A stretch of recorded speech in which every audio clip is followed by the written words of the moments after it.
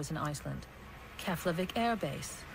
From this site, the Coast Guard is responsible for maintaining air and defense systems and radar communications, among other things that are critical to NATO operations in this part of the world.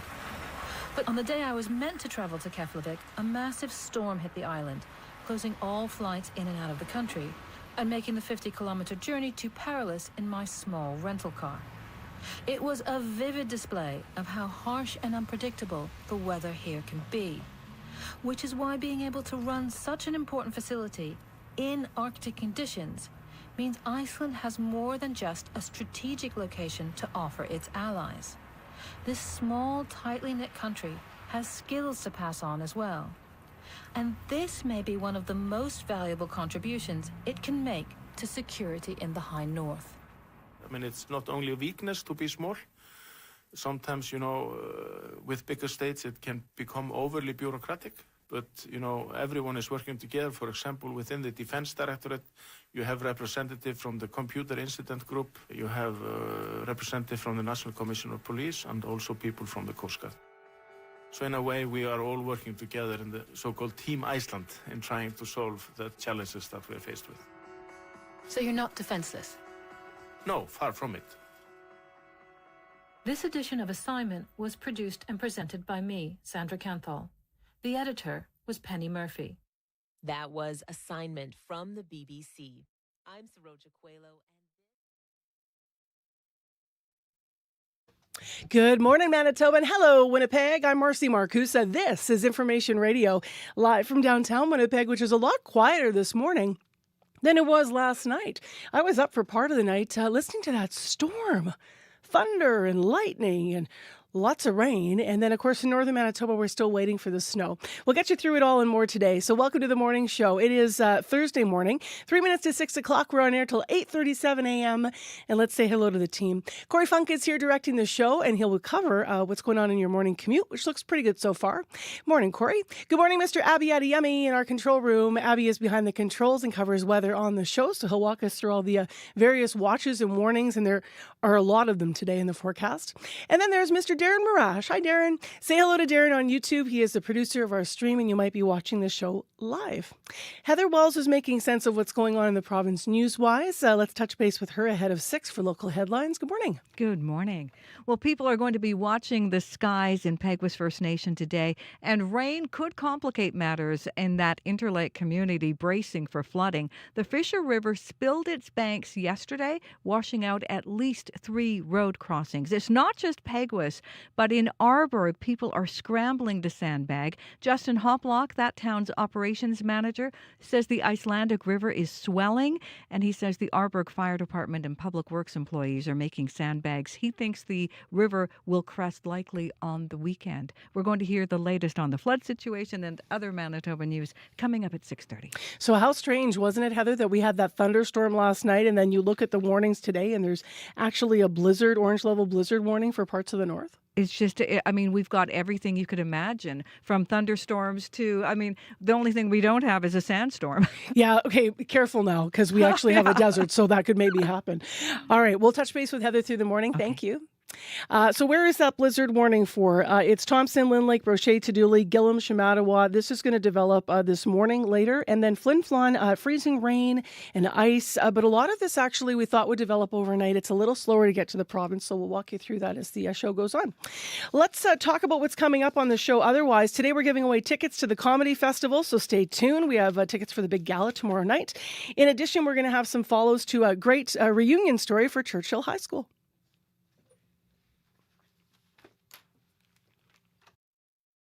On Q. You might know Jean Yoon as the mom on the hit show Kim's Convenience. You want the vacation? No, never been to Italy. But decades before her big break, Jean was an up-and-coming actor fighting to be seen. That was the reality for Asian Canadian actors in the 80s and 90s. Jean will be here to talk about her pioneering early days. Q with Tom Power. This morning at 10:30 in Newfoundland. And on CBC Listen or wherever you get your podcasts. This is World Report. Good morning, I'm John Northcott. A second round of talks between Israel and Lebanon is set to start today in Washington. Ambassadors from both countries are meeting to try to extend a fragile 10-day ceasefire.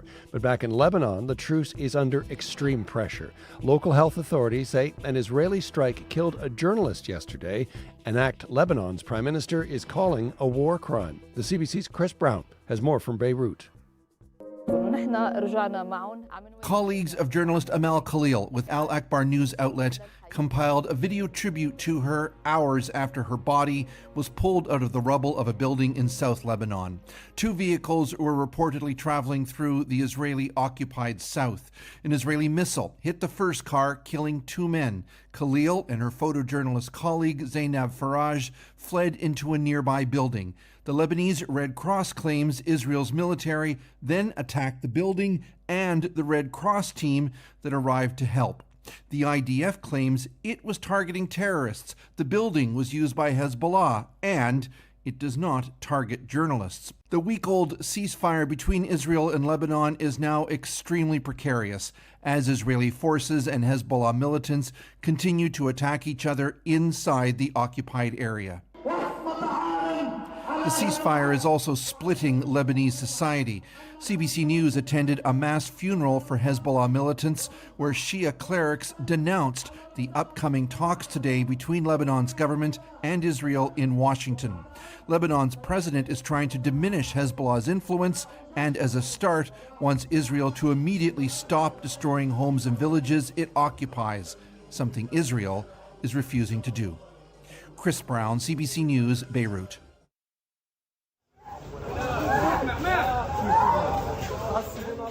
Families in northern Gaza are mourning 5 people killed in an Israeli drone strike, including 3 children. That's according to the Gaza Health Ministry. Witnesses say the group was targeted while walking near a local mosque. The bodies were taken to the region's main health center, where doctors were also treating several people wounded in the blast. The Israeli military has not yet commented on the attack. Health officials say more than 780 people have been killed in Gaza since a fragile ceasefire was reached 6 months ago. As the U.S. blockade of the Strait of Hormuz continues, the head of the Navy has been fired. In a brief statement, the Pentagon says Navy Secretary John Phelan has been removed from office effective immediately. Willie Lowry is in our Washington bureau. Willie, what more do we know about this firing? Well, first, John, that it's somewhat unexpected, and the Pentagon gave no official reasoning for it. But several U.S. media outlets are reporting that it comes after John Phelan clashed with other senior Pentagon officials, including Secretary of Defense Pete Hegseth. As Secretary of the Navy, Phelan was tasked with leading the organization's shipbuilding efforts. Some in the Pentagon were frustrated that Phelan was not progressing quickly enough on that front. Phelan had no previous military experience, but did have a close relationship with President Donald Trump and was a major donor to the 2024 campaign. His departure is unlikely to affect current operations, but of course it comes as the U.S. Navy is actively engaged in a blockade of Iranian ports. Phelan's just the latest Pentagon official to lose their job in recent weeks. Tell us more about that, Willie. That's right. Hegseth has removed several high-ranking Pentagon officials recently as he cements his power over the U.S. military. Earlier this month, General Randy George, Army Chief of Staff, was dismissed. George had served in the position since 2023 and had bipartisan support. General David Hodney and Major General William Green had also recently been removed. And last summer, Hegseth fired Lieutenant General Jeff Cruz as director of the Defense Intelligence Agency. Willie Lowry in our Washington bureau. Thanks, Willie. My pleasure. In India, violent clashes between rival parties are marring the state elections in West Bengal. Party workers smash vehicles used by their opponents, also claims that some kind of bomb targeted a local candidate. The vote is being closely watched after millions of names were removed from voters' lists. Muslim groups say they're being disenfranchised. India's Elections Commission says the move only removes duplicate, deceased, and ineligible voters.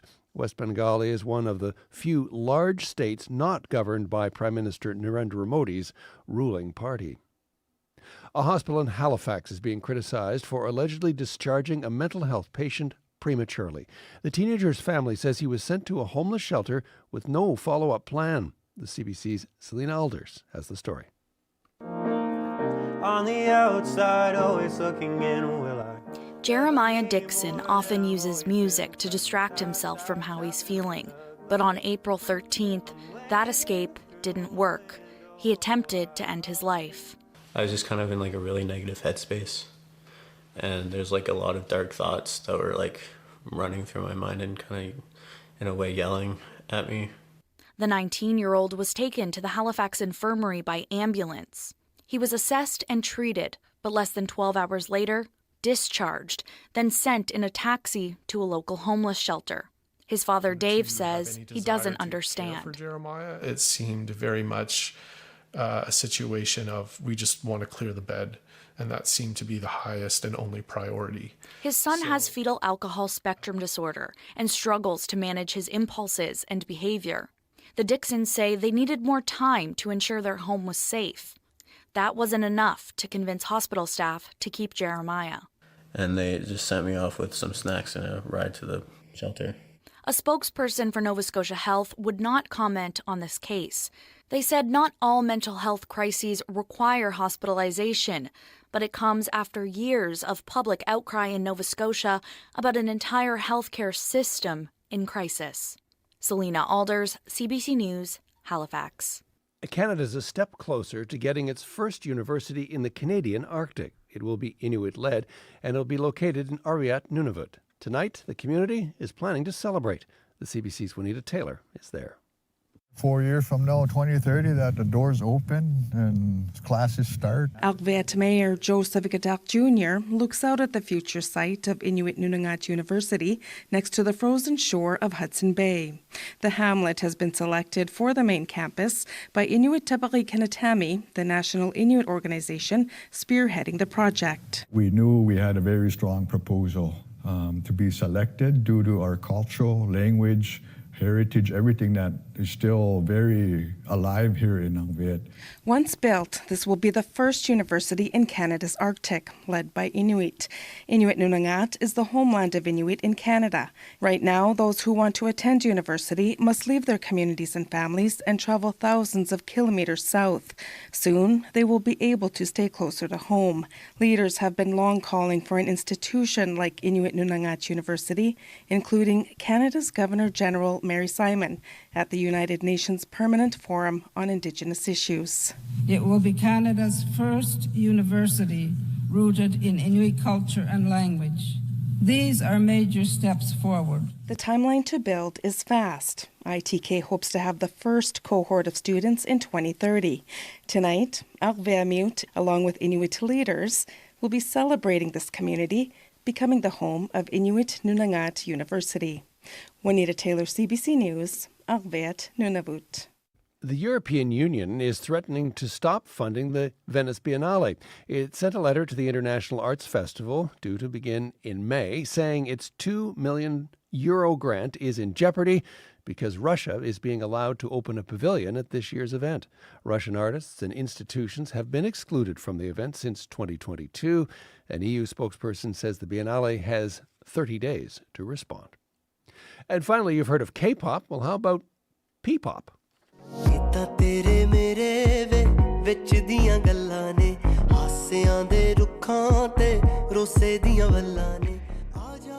Punjabi pop is having a moment in this country. Diljit Dosanjh kicks off the Canadian leg of his Aura World Tour in Vancouver tonight. In 2024, he became the first Indian artist to sell out BC Place, and tonight he aims to do it again. Dosanjh isn't the only star with shows at some of Canada's biggest music venues. Juno Award winner Karan Ojula is launching his own tour on May the 2nd. Live Nation says he's the first Punjabi artist to do 2 nights at Scotiabank Arena in Toronto, and 2 nights at Rogers Arena in Vancouver. And that is the latest national and international news from World Report. I'm John Northcott. This is CBC News.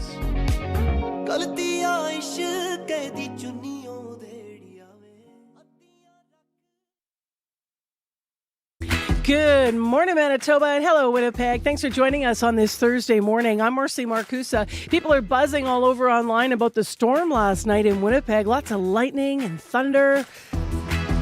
And we're still waiting for blizzard conditions to develop up north, so we've got really active weather on our hands. Thanks for being here in the morning show. We'll get into the forecast in a moment. Also, this hour on CBC, we're going to talk about a party like it's 1976. We'll hear how some locals are getting ready for their 50th reunion at Churchill High School with a special plan to recognize the talents of today's teens. We'll hear about a special award they've created to pay it forward in kindness. In addition, this hour on the program, a pilot project by Edmonton Police brings AI facial recognition technology to body-worn cameras. We'll find out why other forces and privacy experts are watching this closely. And we might watch this closely in Manitoba as well. You might recall that this summer in Winnipeg, we will have body-worn cameras by police officers coming, and so we'll find out whether or not that technology will be included here. RCMP as well, we were looking up the stats this morning. In Manitoba, about 98% of RCMP officers are already wearing body-worn cams. So we'll talk about these AI cams in the pilot just before 7 o'clock. Right now it's 6:11 a.m. and Heather Wells joins us with news headlines otherwise. Good morning. Good morning. Well, the city of Winnipeg is taking a towing company to court again. It accuses Tartan Towing of not submitting all the money it owes the city. The city contracted Tartan in 2019 to tow vehicles ordered moved by Winnipeg police. According to a statement of claim filed in Court of King's Bench, Tartan Towing is not paying a fee called a cost recovery fee and now owes the city more than $301,000. So we'll hear the latest on that. We're also going to keep watching the situation in the Interlake, where Peguis and Fisher River and now Arborg also all are preparing for floods. Those stories and more coming up at 6:30. All right, Heather, walk us through a little bit of this. I know Abby's going to join us too, but all three of us should maybe have a chat to make sense of it. I don't remember, I'm sure it's happened before, but a thunderstorm as active as last night, and then all of these warnings that Abby's about to tell us about. It's incredible. So we've got this very warm air, and clearly there's cold air that is approaching, because tonight, while we're warm today, our temperature falls dramatically tonight. So that sparks the thunderstorms, but also you've got freezing rain in central Manitoba, a blizzard also in the Thompson area, and there's a winter storm watch for places like Flin Flon. So yeah, you're right. When you said active, that's the right word. It's just bizarre. All right, thank you. Thank you. So Abby, since Heather's gone through our warning systems, then what can you tell us about the actual forecast today? Because the temperatures have actually changed from what you were saying yesterday. Yeah, we're just looking at this major spring storm blizzard that's going to be hitting the Thompson area, and as mentioned, that winter storm conditions in the Flin Flon area, plus the freezing rain near the while southern part of the province, we're still seeing these sunny skies and breezy conditions, but we're bracing for the conditions that will be coming towards our way later in the evening. Forecast for Winnipeg, we're looking at a mix of sun and clouds today. There's a slim chance of afternoon thunderstorms. We're currently around 14 degrees at the Forks, and at the airport, clear skies we're enjoying outside. We should see highs around 25 today, and tomorrow much cooler. We might just see temperatures around 10 degrees tomorrow, and similar conditions we're seeing across the southern regions under windy conditions, but it is warm out there. Up north, a different story. We're seeing that blizzard warning, we're seeing freezing rain warning, and we're seeing even snow coming their way. So winter is still holding things down in the northern parts of the province, so that's all I can say. That's the divide of summer heat and thunderstorms in the south, and those dangerous blizzards gripping the northern regions. For Winnipeg right now, we're expecting a mix of sun and clouds, and we warm up to 25 today. We're getting comments already on my Facebook page. I asked if anyone heard it last night or maybe got up and got some sound or photos. So there's a traffic line ringing. Abby will grab it, Corey. He's already on the way. So people are posting on Facebook. We'll play some of that sound a little bit after, but Lynn Peltier says it correctly. Lynn Peltier Valdi wrote in and said it sounded and looked like a hot July night last night. Todd Michael Heyman saying it was a crazy storm. Thunder was continuous rumbling, bright lightning flashes as well. And it was just crazy. So it looks like some people here, Corey, also sent us some audio files, so we'll have to check on my Facebook page and get this audio. Maybe someone, I was thinking that last night as I was lying up around, I guess, 11 and then 1 in the morning. It was kind of between those hours, I think. It's my favorite sound, though. It's so great. You had a good sleep because of it, I feel like it's like the perfect white noise, just like sends you into a deeper, relaxing. The window was open for the first time of the year. That breeze was blowing through. It's the best. All of a sudden, we had summer in a way. It was weird. Yeah, it was yesterday. great. I know. The actual commute this morning, that call, by the way, was not related to the commute. It was Dan on a bike. Oh, okay. Yeah. Hi, Dan. Hi, Dan. He says it's perfect out there, as you can imagine. So lovely day to bike. I can also attest to that. Lovely day to bike this morning. A couple big puddles from that storm yesterday, so look out for that. Other than that, though, look out for that big sinkhole on Roach and Watt, which we're going to talk about today. It's a big old sinkhole. You can't miss it. So look out for that. Yeah, it's like half the road's gone. Yeah, exactly. It's just gone. So don't fall into that. If you see anything else going on out there, you can give us a call on the CBC commuter line if you're walking your bike and you're driving. Love to hear from you. 204-788-3093.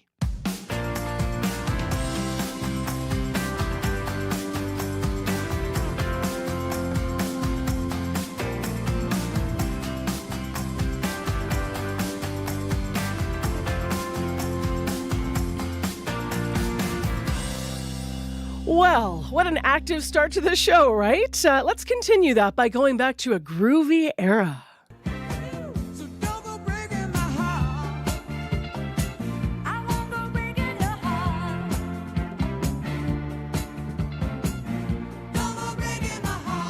I've always loved this tune, but this tune from Elton John and Kiki D went to number 1 in 1976, and it was a groovy era for my next guest. It's the year that she graduated from Churchill High School in Winnipeg. Teresa Dodds Garside is here to tell us about the planning of their 50th school reunion. It's coming up June 12th, but also about a very special award that their graduating class has created to help future students who are kind, who are graduating from the school in the Fort Rouge neighborhood. Good morning. Hi, Marcy. Thanks for coming in. What a great choice to open with. I love it. So I'm imagining, feathered hair and big lapels and the dance floor back in the day. What do you remember about your grad? Elephant pants. What are those? Do you even know? Well, they're very wide leg pants, and they usually have some obnoxiously loud check on them, and a cuff at the bottom just to weigh it all down, and the platform shoes, of course, and the big lapels. Yeah, and the big hair. Yeah. It was a great era. You also this is a local thing that I think is kind of cool. And I'm actually not sure if they still do this or not. So someone listening that graduated Churchill recently will have to tell us. But did you guys parade around the school at your grad? Yes, we did. We had a promenade, as it were. We showed off all our finery and the, as I recall, the decorated cars with multiple tissue paper flowers were out front. And then, for some reason, a Scottish bagpiper took us through the gymnasium. And as I told you yesterday when we spoke, my father got so choked up being Scottish himself that he started to cry, and I asked him to leave. That's a really funny memory to send your dad away from grad. Let's bring us to today. What is special about your graduating class of 1976, Teresa? Well, this is the thing that I was astounded to realize as I started working on this, is that although we come from so many different backgrounds, we've got accountants and lawyers and nurses and teachers, etc., we all had one common goal, and that is to help our community. We have 2 recipients of the Queen Elizabeth Platinum Medal for Community Service. We have someone with 35 patents. We have people who care for their elderly parents, etc., etc. People, we have one guy who heads up an organization that refurbishes medical equipment for third world countries.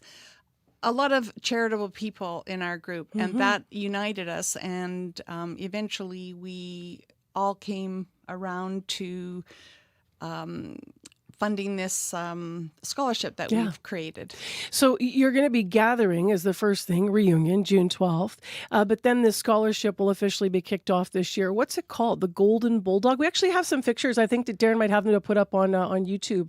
There it is. It's actually a golden bulldog. It is. Yeah. We call it Goldie. Yeah. Yes, our reunion is June 12th, but for the past couple of years, we've been fundraising for the endowment fund.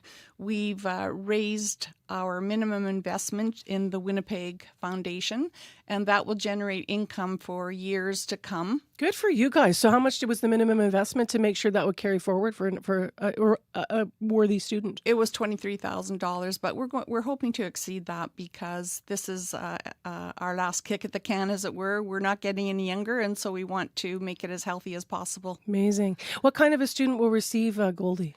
Oh, a very special student, a student who exemplifies the qualities of kindness, commitment, and community spirit. And we're hoping that that student will create a ripple effect in the community, and those values that we cherish as a cohort will carry forward. I love that your graduating class has done that. You actually have a pretty good, you and I were kind of talking, of course, off air yesterday to arrange you coming in. You have a pretty good turnout expected as well for June 12th. Yes, we have, we sold out once and we went to a larger space, and we're hoping to sell out again. You can appreciate that after 50 years, it's really difficult to find people, and we've exhausted all the usual channels of on social media, etc. And now we're down to bumping into people at an airport and passing the word on, or seeing someone at a mutual dentist or that type of thing. It is very difficult. Out of 155 people, we determined that unfortunately, about 10 to 15% are deceased. Yeah. And the balance, we have about 60% of contacts now. So good. So you're going to see all these people, by the way, June 12th, heading at the school and then getting onto school buses, which I think is so smart. Yeah. And heading out to the gates for your evening, for your reunion. Yeah, that's right. Is it right that you have there's something around matching that you have as well, that you're putting out a bit of a challenge? Yes, thanks for bringing that up. We have a very generous anonymous donor who recently inspired us to match donations. So if you give $50, this person will match it and effectively double it. So that's a great challenge to have, and it's in place until May 31st. And donations can be given through our website, goldenbulldogs.com, or through the Winnipeg Foundation, the Golden Bulldog Award. I love that and forevermore, the class of 1976, your class is going to be remembered with this scholarship. Yes, that's right, Marcy. Thank you. I love your sweatshirt too, by the way. They're selling merch, just in case you want a Golden Bulldog sweatshirt. That one says 2026 on it with a Golden Bulldog, as you can imagine. I have to ask, because I didn't ask earlier, but did you say someone in your graduating class had 35 patents? That's right. Like for inventions or something? That's right. Can you name one of the cool ones, or like? They're all tech related, and they're very. It's so neat. They're very specialized. Yes, he's a professor at a retired professor at the University of Manitoba. Very cool. As you're reaching these people, just as a last question, are they sharing any high school memories with you? Yes. Yeah. I was afraid you were going to ask. I think my credibility would go right down the tubes if I shared those. So I'm going to have to keep them under lock and key, Marcy. I'm sorry. All right. You save those secrets for the bus ride to the gates. You guys can do that in private. Okay. Enjoy your reunion. Thank you very much for being in and telling us about it. I'll re-mention the website as well in case people want to help out with the scholarship. Oh, that's great. Yeah. Or if more people maybe went to Churchill and you're not yet on the list to go. Yeah. Thanks so much, Marcy. Enjoy. Thank you. That's Teresa with us this morning. Teresa Dodds-Garside, part of Churchill's graduating class of 1976. So as she said, their website is goldenbulldogs.com for merch and more about the upcoming reunion and scholarship. It's happening on June 12th.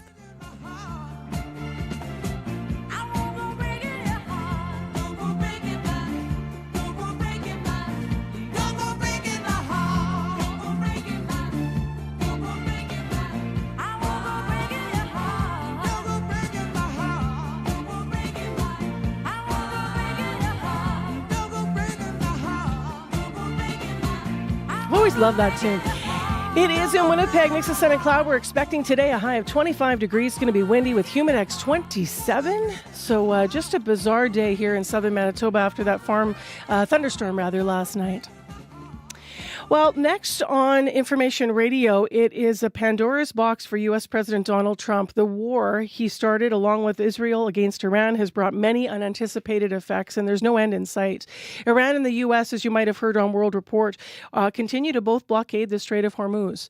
Meantime, global prices for oil and other commodities are spiraling upward, and making the Trump administration even more unpopular here at home.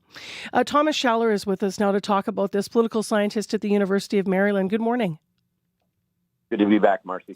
So recap for us this morning what the latest is in the Strait of Hormuz. Well, as you pointed out, we have a double blockade, which is kind of a hat-on-a-hat situation. I mean, Trump tried to agitate and saber-rattle, threatening an annihilation at one point of Iran if they didn't reopen the Strait of Hormuz. He realized that wasn't working. Doesn't like the idea that they're running the blockades and controlling it. So this is sort of a power move to dominance play to say, well, we're going to have a blockade on top of your blockade, but that doesn't solve the root problem, which is getting the oil out to market. So Trump extends his 2-week ceasefire terminated on Tuesday, and he's starting to smarten up because he's had to backtrack and double back and renege on a variety of either threats or promises since the war started. And so he extended the ceasefire this time indefinitely instead of putting another 2-week limit on it, which, didn't suffice in getting Iran to the table over the past 2 weeks. Iran took it so seriously that they started firing on tankers yesterday, 3 of them, and seized 2 of them. So I don't think they're taking Trump's promises or threats or ceasefires or extensions thereof very seriously. So with this U.S. significant buildup in the Middle East and everything that's been going on, I mean, how long can they sit there and maintain the blockade? I know you're asking that question in a rhetorical sense and not a literal sense, but from a literal sense, remember, we've been in the area since Franklin Roosevelt negotiated a deal with the Saudis to start the Saudi Aramco pumps in the 1930s. And our Defense Department and our budget, which Trump is asking for an extra $200 billion in defense budget, not just for Iran, of course, we have the capacity militarily and economically or budgetarily to stay there as long as we want. The question I think you really mean, of course, is do we have the will to do it, like politically wise? And that is the open and important question. And Trump's numbers are tanking. He's basically down to his MAGA base. His war's not popular. His management of the economy is even worse. And his overall approval ratings as of yesterday were 67 disapproval, 33% approval.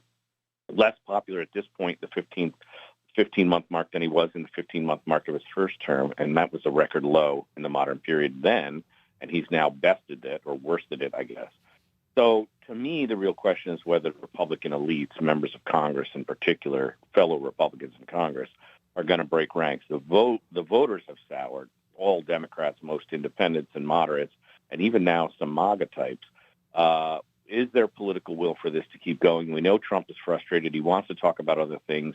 He can't get out or around this issue, and he's frustrated and getting bored with it, and that's not a good sign either. He also, no matter how this ends, is going to likely come to a microphone and claim some kind of victory and save face. And I think a lot of people are asking whether or not his pride will allow him to even find a way out of this. What is the talk in Washington about how to wind this down? It's funny you say that because I came on CBC about a month ago and I put up a social media post exactly 28 days ago where I predicted that when we get to the end of all this, Trump is going to end up renegotiating something very similar to Barack Obama's Iran deal, the JCPOA, which Trump ran against in 2016, said Obama doesn't know what he was doing. He's a terrible negotiator. I'm the great negotiator. Trump ripped up that deal in 2018. And sure enough, the Washington Post headline yesterday, the outlines of the plan that they're working on looks a lot like the Obama plan that Trump said was the worst deal ever. Now, he's going to stamp his name on it, like you said, and call it the greatest deal. But this is a guy who ripped up a plan, and now he's trying to scotch tape and paperclip it back together to save face here. And, the Republicans have been just criticizing Obama for more than a decade, saying all he did was drop pallets of cash, $1.7 billion into Tehran to get the Iranians to sign this deal. And now the talk is that Trump is going to give them $20 billion, 12 times as much, to get us right back to the position we were on January 20th, 2017, when he took office the first time.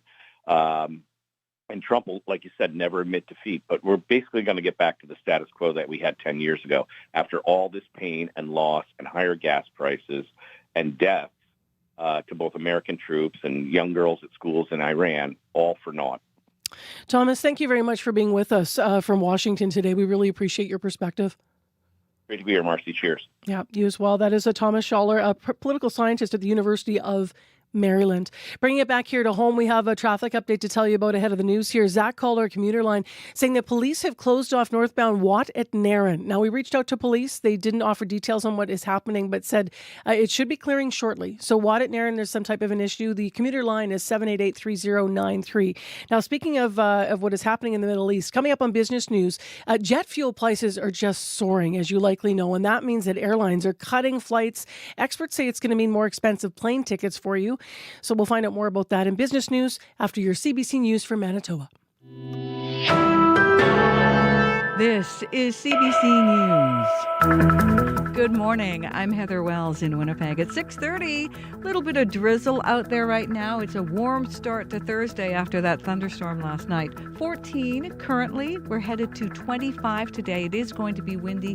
And again, we do have a risk of an afternoon thunderstorm. The Fisher River has once again spilled its banks in Peguis First Nation. The Interlake community has spent the past 2 weeks preparing for the flood. It's become an almost annual rite of spring for Ian Bear. He hopes one day his children won't have to think about sandbagging. I'm concerned about it, yeah, but what are you going to do? We have to get funding for better mitigation, and so we have to hope that the province and the federal government come together and find a better solution. At least 3 road crossings washed out in Peguis yesterday, and there is potential for rain in the forecast.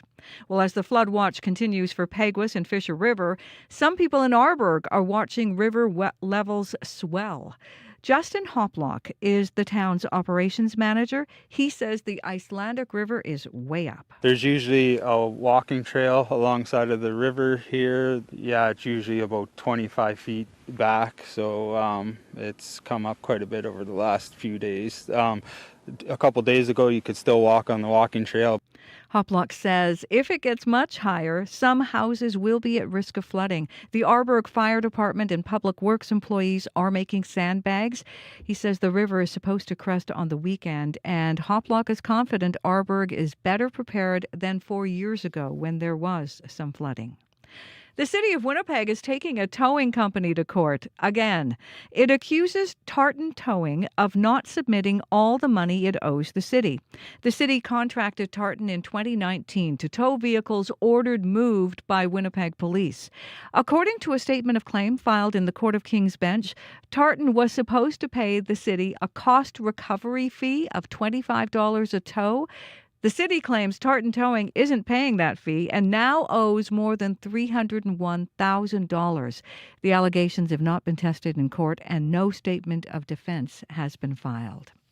The head of a Winkler women's shelter says a new law allows victims of intimate partner violence to make more informed choices. Clare's Law came into effect in Manitoba in March. It allows those at risk of domestic violence to learn if their partner has a history of abuse. Angela Braun is at Genesis House in Winkler. Most people these days are meeting online. And so when you meet someone online, you do not have a connection to their extended friends or family or other network. And so I think that Clare's Law will fill that gap where community did that before. Saskatchewan introduced Clare's Law in 2020, while Alberta did it in 2021. Some former MLAs took their crusade to strengthen democracy to Manitoba's seat of power yesterday. An association of former MLAs hosted a forum with dozens worried by the ongoing erosion of democratic institutions around the world. Some participants say Canada isn't immune to these threats. Former Liberal MLA John Gerard would like to see proportional representation. Right now, it is mainly the NDP and Progressive Conservatives in the chamber. Where we are now with almost a two-party system, and the two parties are very antagonistic and fighting one another, that the presence of a Liberal Party would provide for a little more even representation. Gerard says more parties in the legislature could bring more ideas in politics and a better outcome for Manitobans. A second round of talks between Israel and Lebanon is set to start in Washington today. Ambassadors from both countries are meeting to try to extend a fragile 10-day ceasefire. Back in Lebanon, though, the truce is under extreme pressure. Local health authorities say an Israeli strike killed a journalist yesterday, and it's an act Lebanon's prime minister calls a war crime. You can hear the latest national and international news coming up on World Report at 7.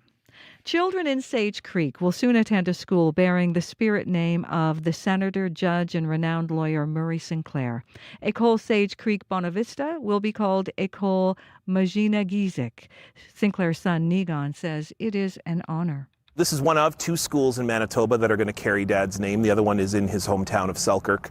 That one's actually going to be his English name, which in Selkirk many people knew him by, but this is his spiritual name, his Anishinaabe name, which means the one who speaks of pictures in the sky, Mija Nagijik School.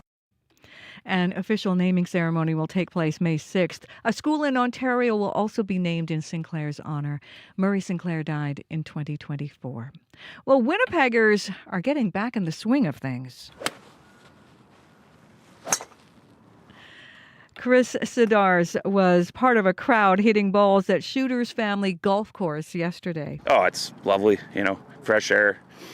Got some nice trees here and therapeutic, really.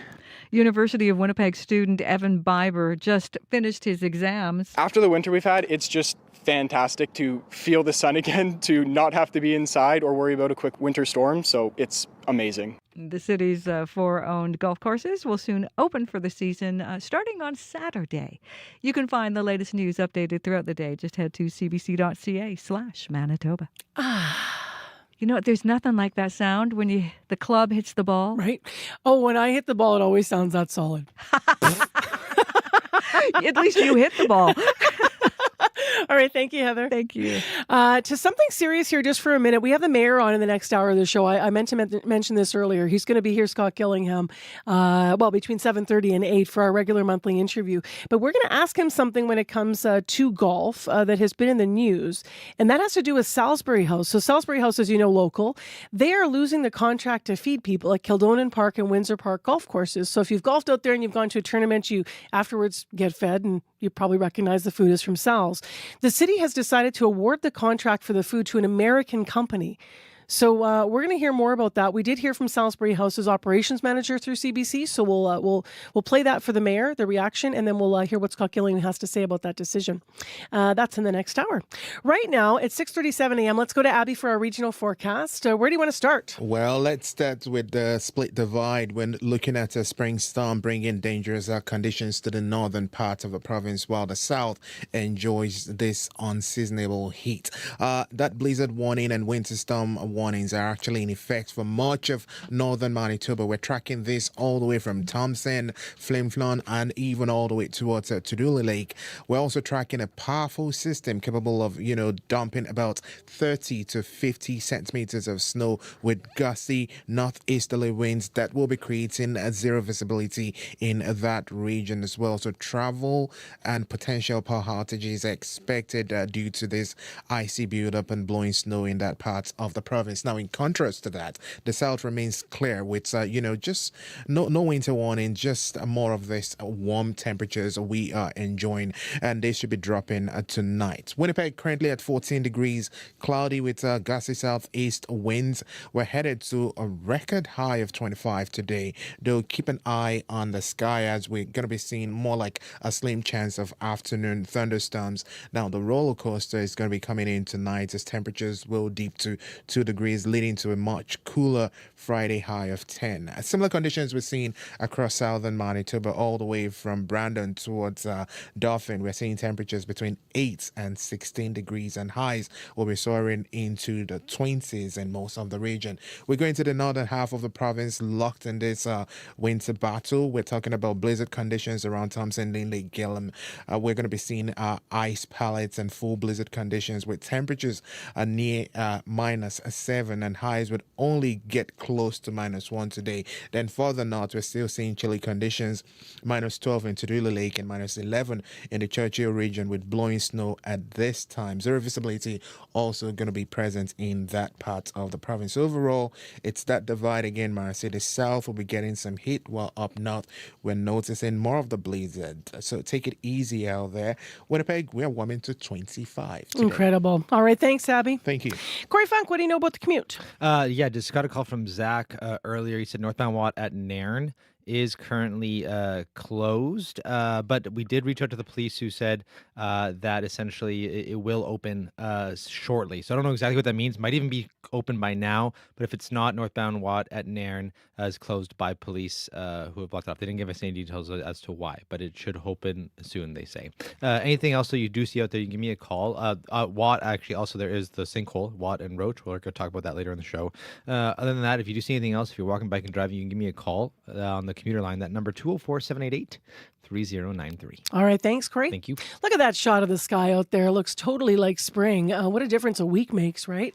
If you are watching the show on YouTube, make sure you say hello. That's where I'm looking at the shot of downtown Winnipeg. Also, I want to remind you that for Winnipeg Comedy Festival, we have tickets to give away to a big mega gala tomorrow night. And you can enter if you're a YouTube watcher. So if you're up early and you're watching the show on YouTube, it's as simple as this. Tell us a joke. Put the joke in the comment section, and we will read the jokes. And you have until today, actually at 8:20, to get those jokes in. You can also call them in on the listener line if you'd rather do that. 788-3205. And if you're not a joke teller and you just want to call and laugh, we'll take your laugh too, because laughs sound good on the radio. 788-3205. Are you much of a jokester, Crystalie Ramlakan? Sometimes I like to make a joke here or there, but, sometimes the business news is so serious that it's hard to, have an upbeat tone and then, joke and then go straight into it, be like, oh, by the way, everyone has to pay more for everything right now. I know. You don't have much of a jokey job, do you? Yeah. Someone sent one in here. I fail at jokes because my delivery's terrible usually. But someone sent one in the comment section. Okay, let's see if it's funny. One of my friends said, this is Jennifer Nakanechny writing in. Here's her joke. One of my friends said that I make people uncomfortable when I violate their personal space. It was a hurtful thing to say, and it ruined our bath. I kind of like that, actually. I kind of like that. That's cute. That's kind of funny. I like it. All right, Jennifer, you're entered in the contest. As Crystalie alluded to, we do have to start with serious things. The price of fuel, and we're talking about aviation fuel now, is really an issue all around the world, of course. So airlines, we know, are cutting flights, Crystalie. Experts are saying it's meaning more expensive plane tickets, pretty soon everywhere. And it's not just travel, I understand, that's getting pricier. Yeah, that's right. So people may think grocery prices are high now, but retailer Metro says shoppers have not even seen the full impact of high fuel prices in their grocery bills yet. So on the supplier side, Metro says the company hasn't received that many price increase requests so far, but over time, the company expects higher costs will be reflected in prices. So, as you were saying, oil prices have skyrocketed as the Strait of Hormuz has been essentially closed during this conflict in the Middle East. And the war is disrupting supply chains, hurting consumer confidence, and clouding financial outlooks. So according to a Reuters review of company statements, since the start of the war, 21 companies have withdrawn or cut financial guidance, 32 have signaled price hikes, and 31 have warned of a financial hit from the conflict. So, for example, the maker of Deluxe Paint says the conflict is pushing up supply costs, and that paint is used on a variety of things from cargo ships to Formula One cars. Even the world's largest condom producer plans to raise prices 20 to 30% due to supply chain disruptions from the war. And Canadians could see higher prices for laptops and mobile phones as Asian manufacturers grapple with a dwindling fuel supply and factory closings. So investors and economists are watching to see whether companies can absorb all of this shock or if a prolonged uncertainty forces more firms to raise their prices. It's amazing how widespread things, are affected. How interesting. Next, Lululemon has new leadership now. What are the details? Yes, so Lululemon is putting its trust in a former Nike executive after months of backlash about the company's management and performance. The Vancouver-based athleisure retailer says Heidi O'Neill will become its next CEO in September. The company says she was chosen because of her experience and success delivering breakthrough ideas and initiatives at scale. So her appointment comes amid a turbulent chapter for the yoga pants maker. It's been inundated with competition from trendy upstarts and massive brands like the one O'Neill used to run. So shareholders, including Lululemon's estranged founder Chip Wilson, started pressing last year for the company to appoint new board members that would better address all of those rivals, the sagging share price, and a product mix some felt was getting kind of stale. So O'Neill was not on the list of executives Wilson was prodding Lululemon to hire, but analysts say O'Neill is a safe and traditional choice and an obvious one because of her experience. So she helped Nike grow from a $9 billion business into a $45 billion athletic brand during her 25 years at the firm. And she's also spent time in marketing for the Dockers brand at Levi Strauss and on the boards of Spotify and Hyatt Hotels. And her challenge will be to inject more energy and restore Lululemon as a leader in product innovation. Finally, this morning, Instagram is trying out some new features. What are they? Yes. So the social media platform is testing an Instagram Plus subscription. So for a monthly fee, users can extend the life of their stories, spotlight their stories to put them at the front of followers' feeds, and see how many people have rewatched their stories. Just as long as they don't show who is watching your story that many times. I think that'd be a little bit too far for people. So it also lets subscribers view stories in secret and make multiple friend lists to determine who gets to see their stories. And the move is part of an industry-wide shift away from free services. So from streaming to airlines to even dating apps, companies are adding paid tiers that offer more features, of course, for a fee, while sometimes downgrading their base tiers, right? You know, sometimes the free version of something is so terrible that people will pay that premium. And Meta has not said where it's testing Instagram Plus, but users have shared screenshots of the new trial in Mexico, Japan, and the Philippines. And Meta has also said it's exploring paid options for its other platforms, Facebook and WhatsApp. Man, everything changes so fast, right? Yes. You learn one thing and then it's like, no, we're changing it all together. And then I'm inevitably at someone's desk going, help me. What do I do now with this? Huh? All right. Thank you. All right. Thanks. That's Christley Ramakan. She joins us every morning via Zoom live here on Information Radio on CBC.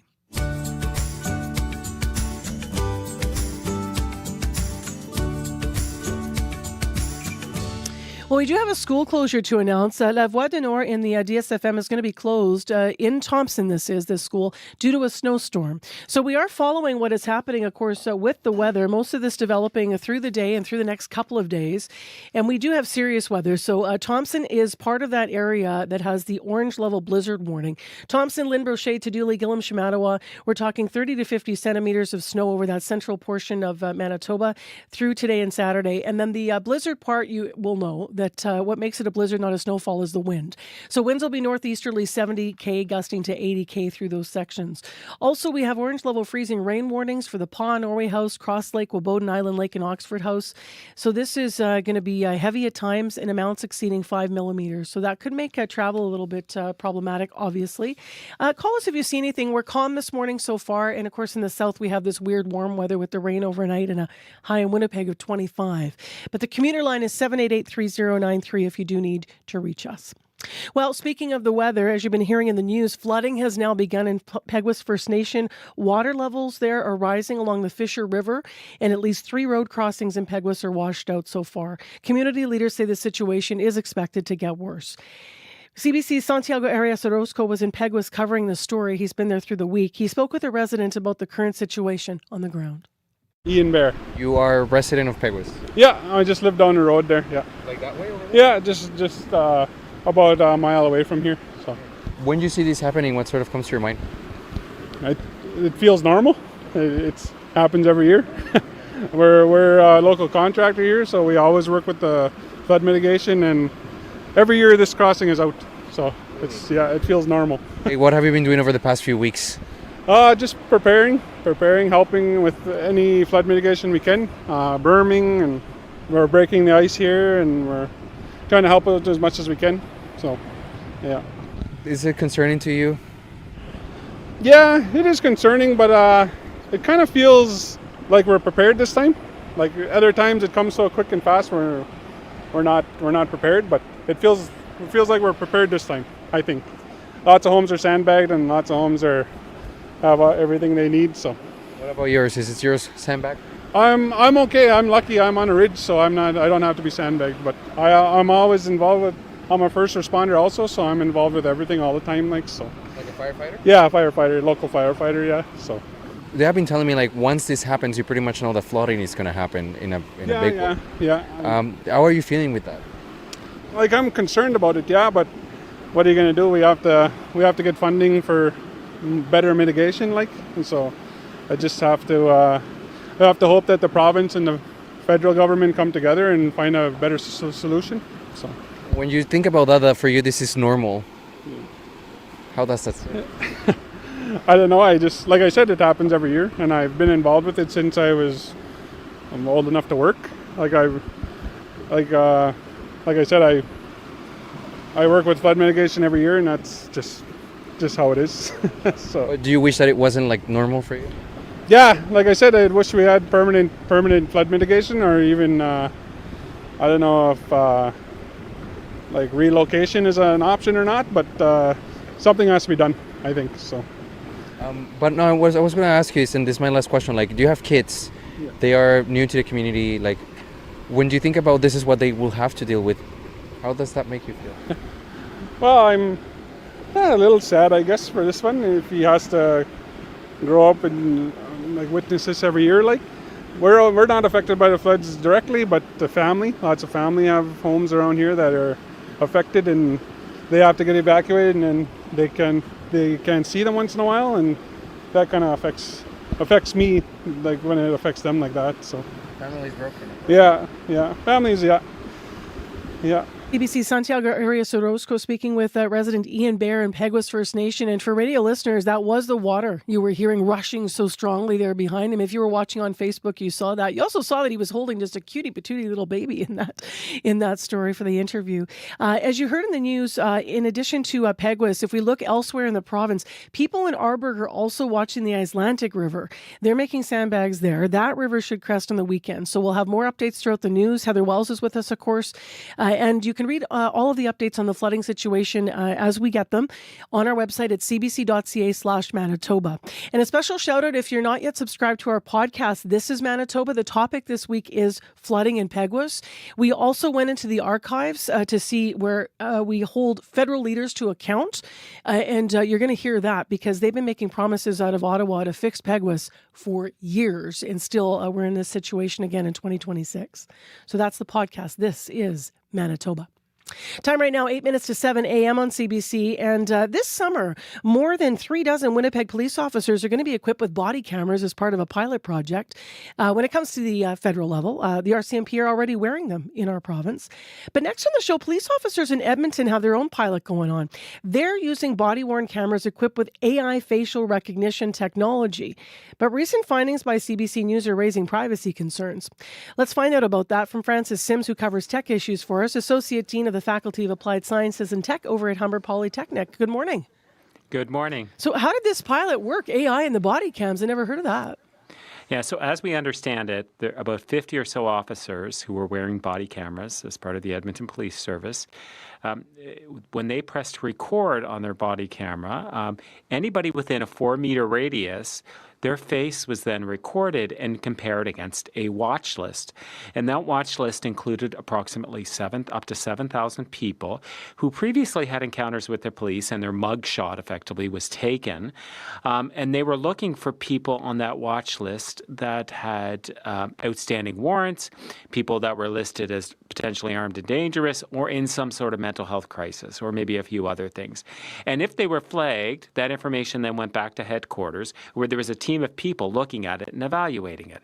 Now, in the first phase, the frontline officer on the beat was not notified.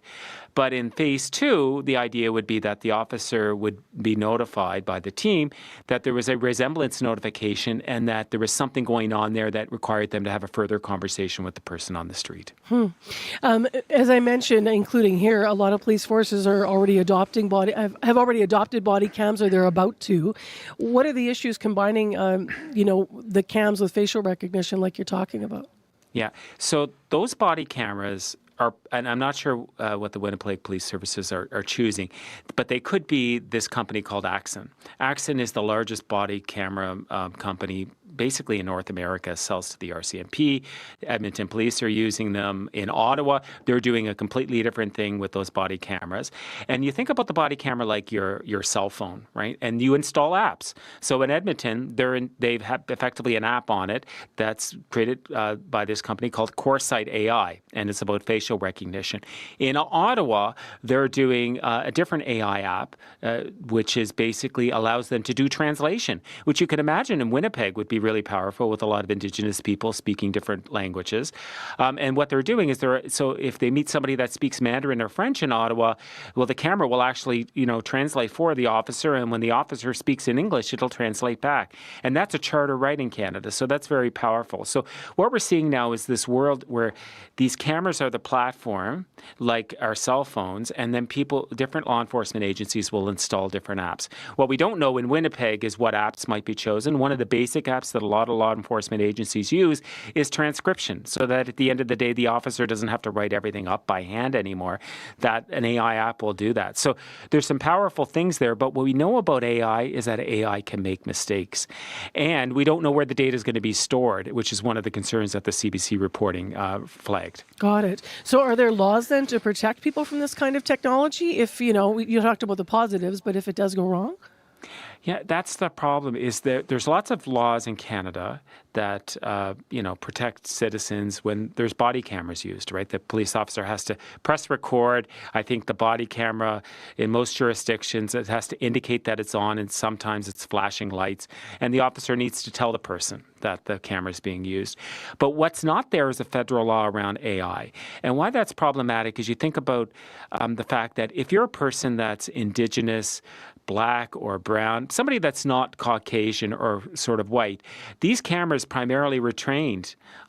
These AI tools were trained on that data. And so it's more likely to make a mistake. And so, in some reports, it's like 10 times to 100 times more likely to make a mistake if you're Black. And what that means is if you're running late down the street to pick up your daughter at daycare because it's about to close, well, you might get flagged and then have to have a conversation with law enforcement that you never planned for, and it could delay you by an hour and completely mess up your life just because the AI made a mistake. And that's the problem. And I know that law enforcement agencies are thinking about it, but these tools are not perfect because we know AI hallucinates, and AI is not perfect at all. Mm-hmm. We'll have to ask Winnipeg Police if they've, our pilot's coming up here this summer, so we'll have to ask what apps they're looking at. Super interesting, Francis. Thank you very much for being with us. Yeah, thank you for having me. That's technology columnist Francis Sims, Associate Dean, as I mentioned, of the Faculty of Applied Sciences and Technology over at Humber Polytech. Thursday, today, École Voie du Nord, La Voie du Nord is closed in Thompson. That's due to a snowstorm. So the snowstorm should be developing. We are watching what's happening up in that part of the province. So to the north, we have freezing rain, the Pas, Wanlis, Westray, Clearwater through the central part of Manitoba. Freezing rain at times heavy. And then the blizzard warning does extend across Thompson, Leaf Rapids, Dooley, Gillam, Shamattawa. Between today and Saturday is where the active weather is going to be happening. Here in southern Manitoba, crazy rainstorm overnight. Light rain in parts of Winnipeg this morning being reported. Downtown out our CBC studio window, I don't see that just yet down here, but it's 14 degrees already as we head to a high of 25 degrees, which sounds unheard of. We do have a commuter line to tell you about. Zach called us, said police have closed off northbound Watt at Nairn.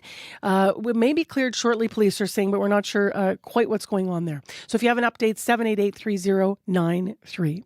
Coming up, we're going to talk about that huge sinkhole in Elmwood, in Elmwood on Washington between Watt and Roach. So we're going to take you there and visit that. A lot of people buzzing about it yesterday. Also, Corey was out. People were equally buzzing about how lovely it was as people were swinging golf clubs already in the sunshine. And then Mayor Scott Gillingham will be here for our monthly interview. Heather Wells is in with other headlines. Good morning. Good morning. Well, people are watching the skies as well in Peguis First Nation. Any rain could complicate matters as that community braces for flooding. Also in Arborg, people are getting ready, scrambling to sandbag as the Icelandic River starts to swell. And the head of a Winkler women's shelter says a new law allows victims of intimate partner violence to make more informed choices. We'll hear about Claire's Law coming up at 7:30. All right, thanks, Heather. Busy morning on our hands here. Stay with us, though, because World Report is coming up next. The latest in national and international news on CBC.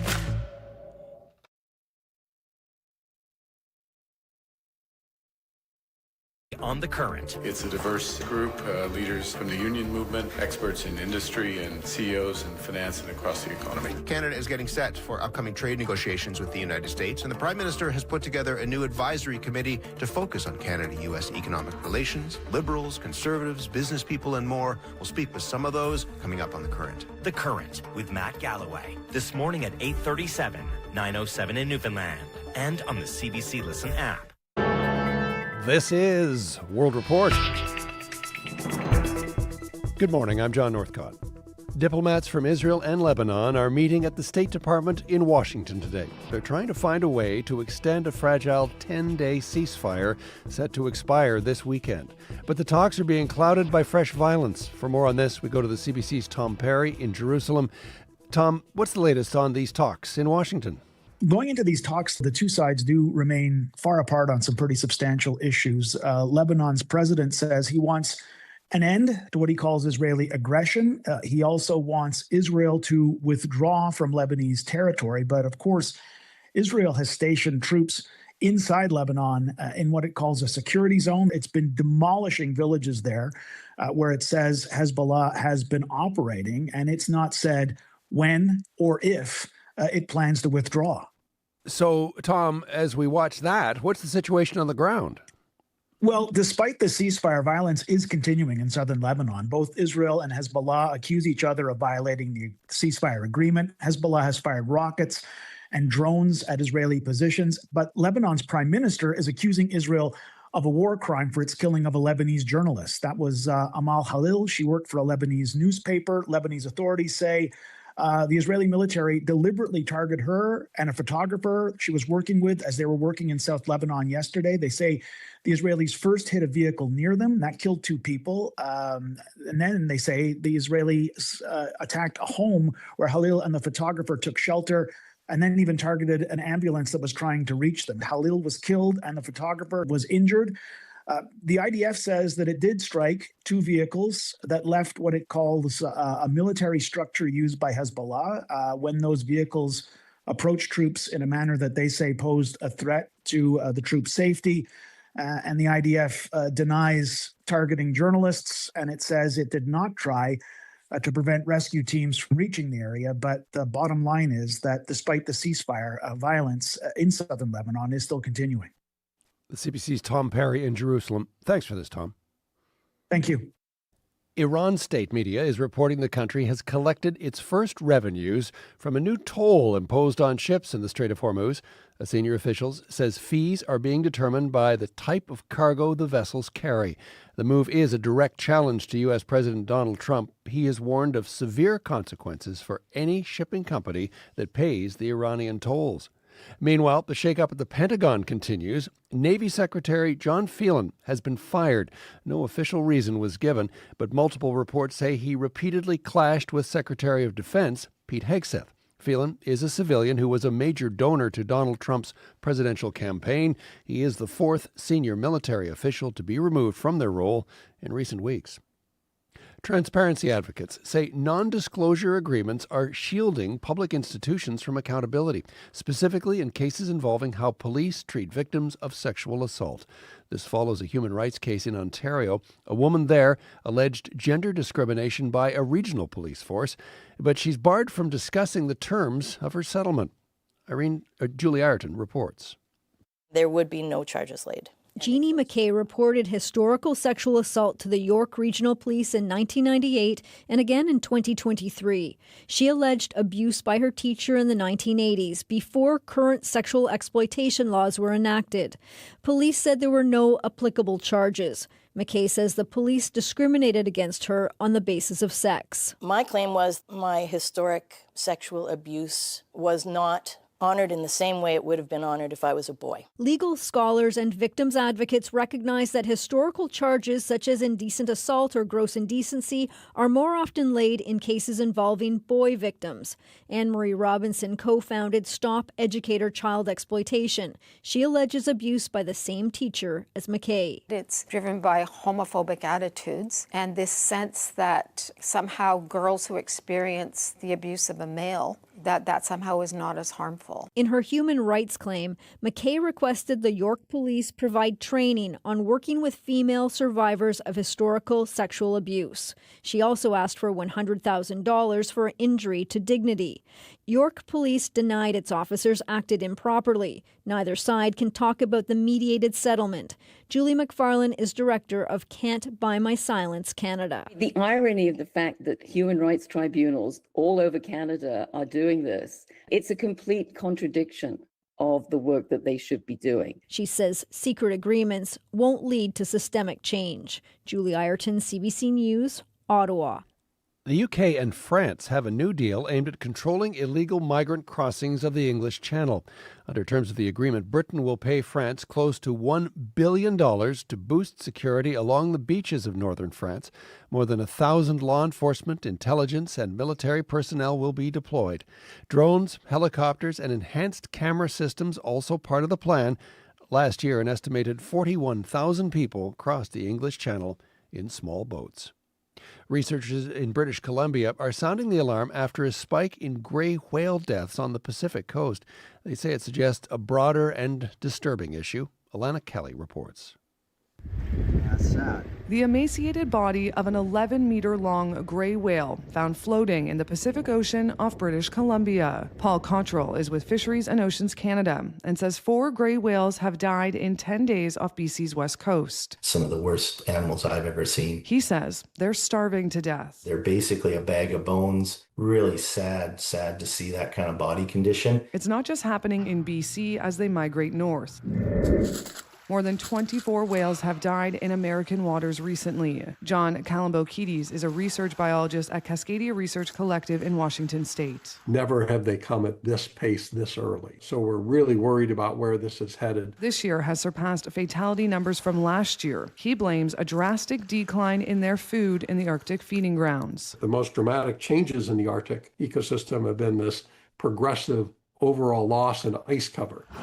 Gray whales are having fewer calves, and their population is dwindling. DFO technician Wendy Sanislow is calling for more research in BC. So without knowing what prey types are important to them and when and what habitat is important to them, it's going to make it really hard to try to protect their habitat where their food is and also them. Cottrell said necropsies are important to find out exactly what is going on and rule out pathogens.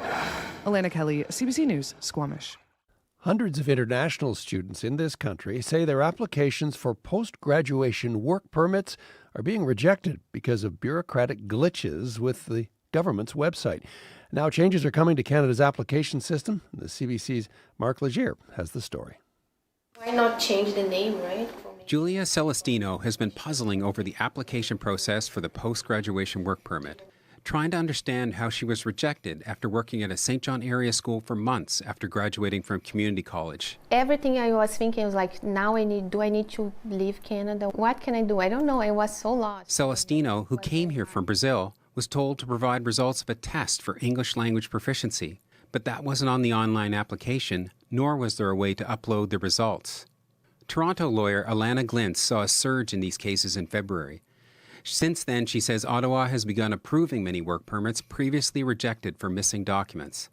It has also been making changes to the website to make things easier. If a reconsideration request is clear, concise, provides the documentation and information that is needed to update the file, then typically it is something that they are able to reopen and continue processing. As for Celestino, her appeal was successful and she's now back to work. But she's still worried about other people still out of work and without a permit. I know a bunch of people that had to go back to the country. And also I know people that are still here without working and still waiting for the answer.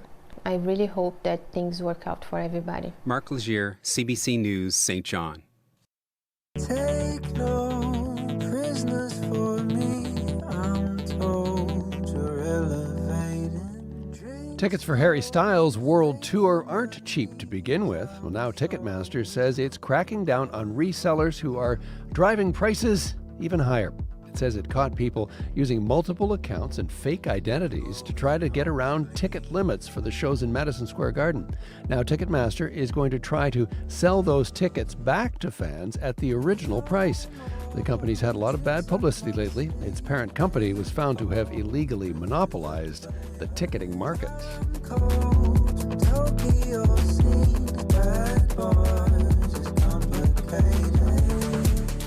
And that is the latest national and international news from World Report.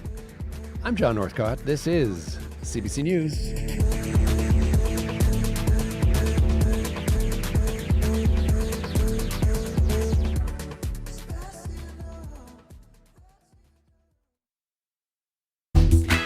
Hello, everybody, and good morning. Welcome to Hour 2 of Information Radio, your morning show here on CBC 89.3 FM, 990 AM on that app and YouTube. Up north, you're going to need mittens. Down south, an umbrella. We had quite a thunderstorm last night over Winnipeg. You've been sending in some photos. We're going to share those on our YouTube stream in a moment. So if you're listening to the show, you might want to log on to YouTube and watch as well. And then we'll get into the very active weather today and the concerns around some storms up north. This hour on Information Radio, Winnipeg Mayor Scott Gillingham is going to be here in studio for our monthly interview on CBC.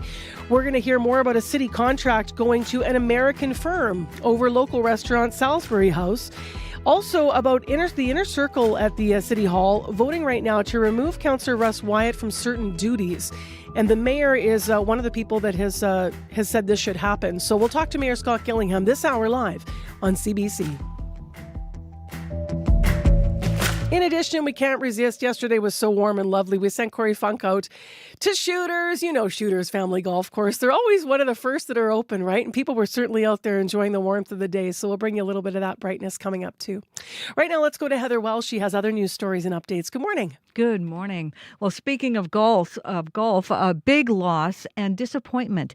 That is how Salisbury House operations manager describes the City of Winnipeg decision to nip in the bud a contract it had with city-run golf courses at Windsor Park and Kildonan Park. The city instead awarded that contract to an American multinational company, Armarac Canada. So we'll hear about that and the questions that are coming after that decision. As well, the city of Winnipeg is taking Tartan Towing to court for not submitting money it says is owed to the city. That story as well, coming up at 7:30. Nip in the bud. I saw what you did there.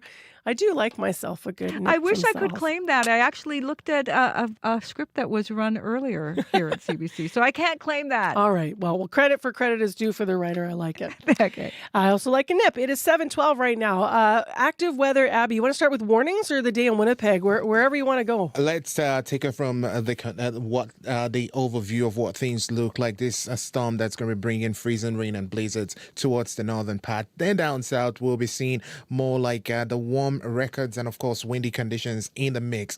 The warnings are actually going to be hitting northern and central Manitoba. We're seeing this dangerous mix of freezing rain and heavy ice build up around the Par towards Nelson House and all the way to Island Lake, with over 5 millimeters of ice expected today. For the Flin Flon area, we're looking at snow coming your way, like 10 millimeters also of freezing rain added to that, and about 15 centimeters of snow, which will likely be impacting, the roads in that region. Then the blizzard warning for the Thompson, Linley, Gillam area. We're seeing about 30 to 50 centimeters of snow coming your way.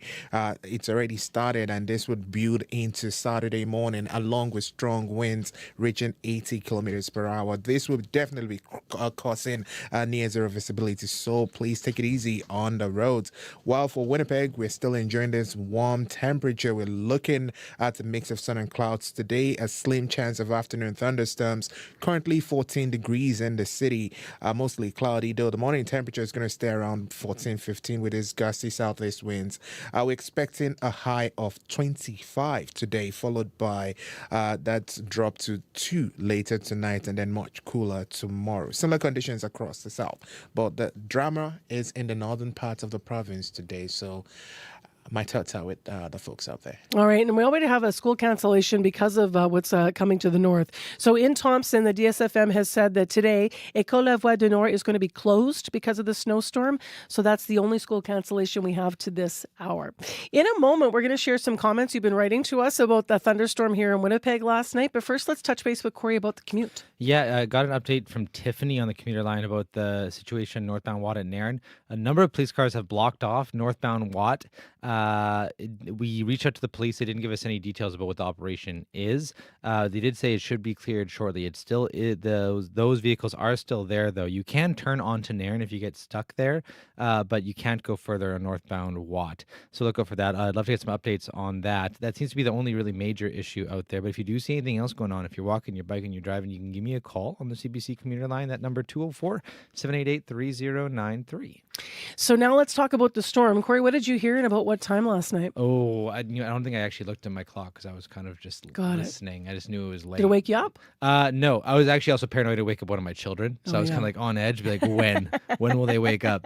But I was also enjoying the sound, and just you had the window open, that breeze coming through, that smell of rain. What I found before it rained, there was such a long period of low rumbling, like so much low rolling thunder and flashes of lightning. Not so much the cracks that we might get, but just it was constant before the rain came down. We have a photo we're going to put up here on our YouTube stream. Video, actually, we have. Oh, is it video? Looks like it's from downtown somewhere. Watch this. Wow. Boom. So what we're watching is the Winnipeg skyline all lit up, and I would say between 11 and 1 is really when the storm was in effect. The sky is just black, and just that clear crack of lightning. Just when I said it wasn't cracking, I didn't see any of this, but just the thunderbolt coming down, almost perfectly vertical there. That's nuts. It was just so unusual. Well, we had that warm weather after the cold, so all these systems are colliding, It's right? strange knowing that just up north, lots of snow and everything. A blizzard warning. Yeah, exactly. Yeah. Wild. So Donovan Taves, thank you very much for that video. I know you posted some still photos as well. If you want to see those, they're on my Facebook page. You can share photos from last night's storm as well. Also, let us know if you are in a snowier part of the province, what that's looking like for you. People also beyond photos and videos just sharing comments last night about what they saw and about what they heard.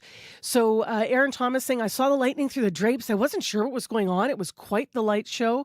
Squirrely Q saying a few thunder rolls, about 15 seconds for me, and then I fell asleep listening to the rain start. It can be soothing, as Corey said. Janessa Naylor Giesbrecht said, my partner and I just sat on our covered front steps together and watched for a while. It was incredible. And finally, Todd Michael Hyman writing in, crazy storm, thunder was a continuous rumbling, bright lightning flashes, and a lot of people comparing this to a hot July night. But alas, here we are on April 23rd.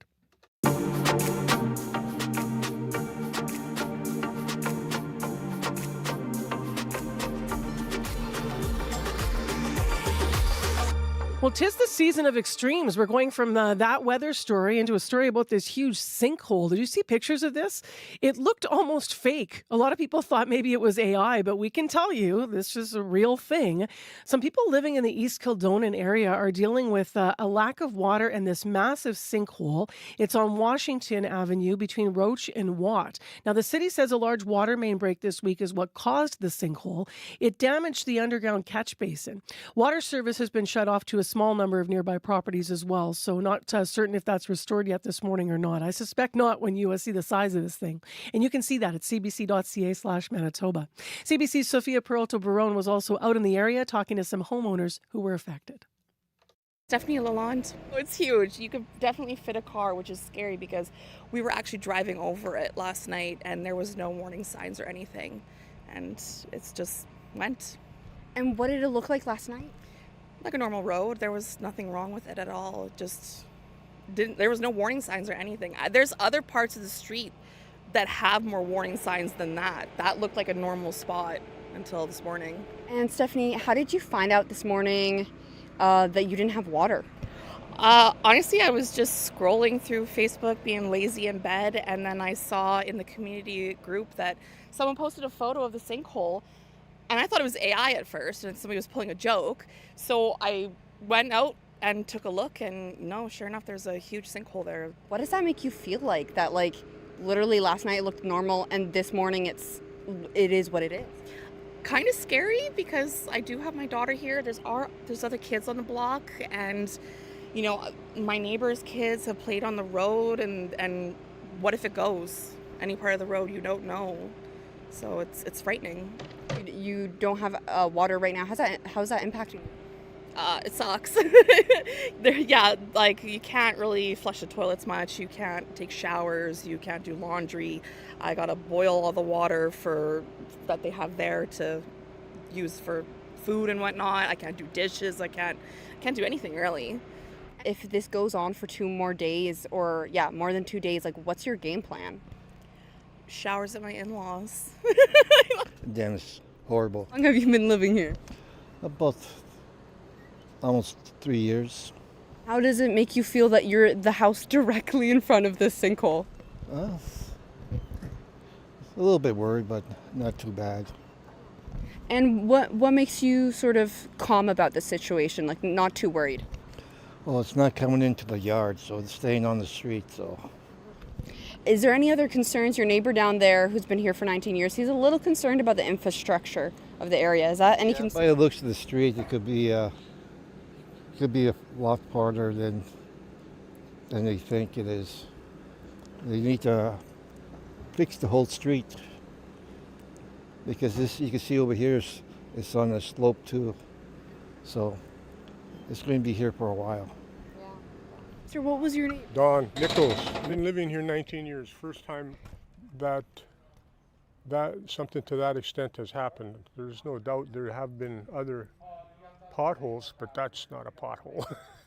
That's like crumbling a crumbling street. But they told me that, and the bad news they told me is that today is their Friday. So if they don't get it done today, that's what they told me anyway, that it's going to be like that for 2 or 3 days. We have no water, and that's the big issue. Are you worried that maybe the infrastructure is getting worse? Of course. I mean, I'm going to give you an honest answer. Everybody is aware of the roads are crumbling, correct? I'm not giving you anything you don't know.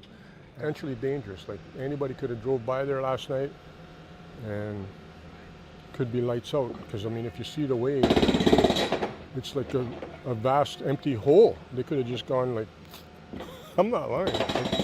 That wasn't good.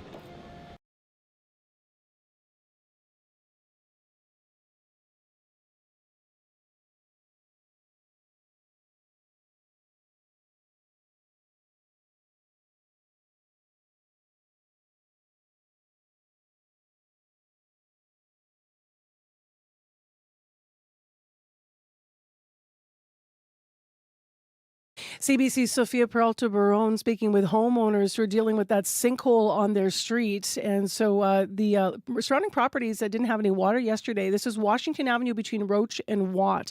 In a statement to CBC, a city spokesperson said, quote, "A temporary water tank has been placed in the area for residents to use while their water's off.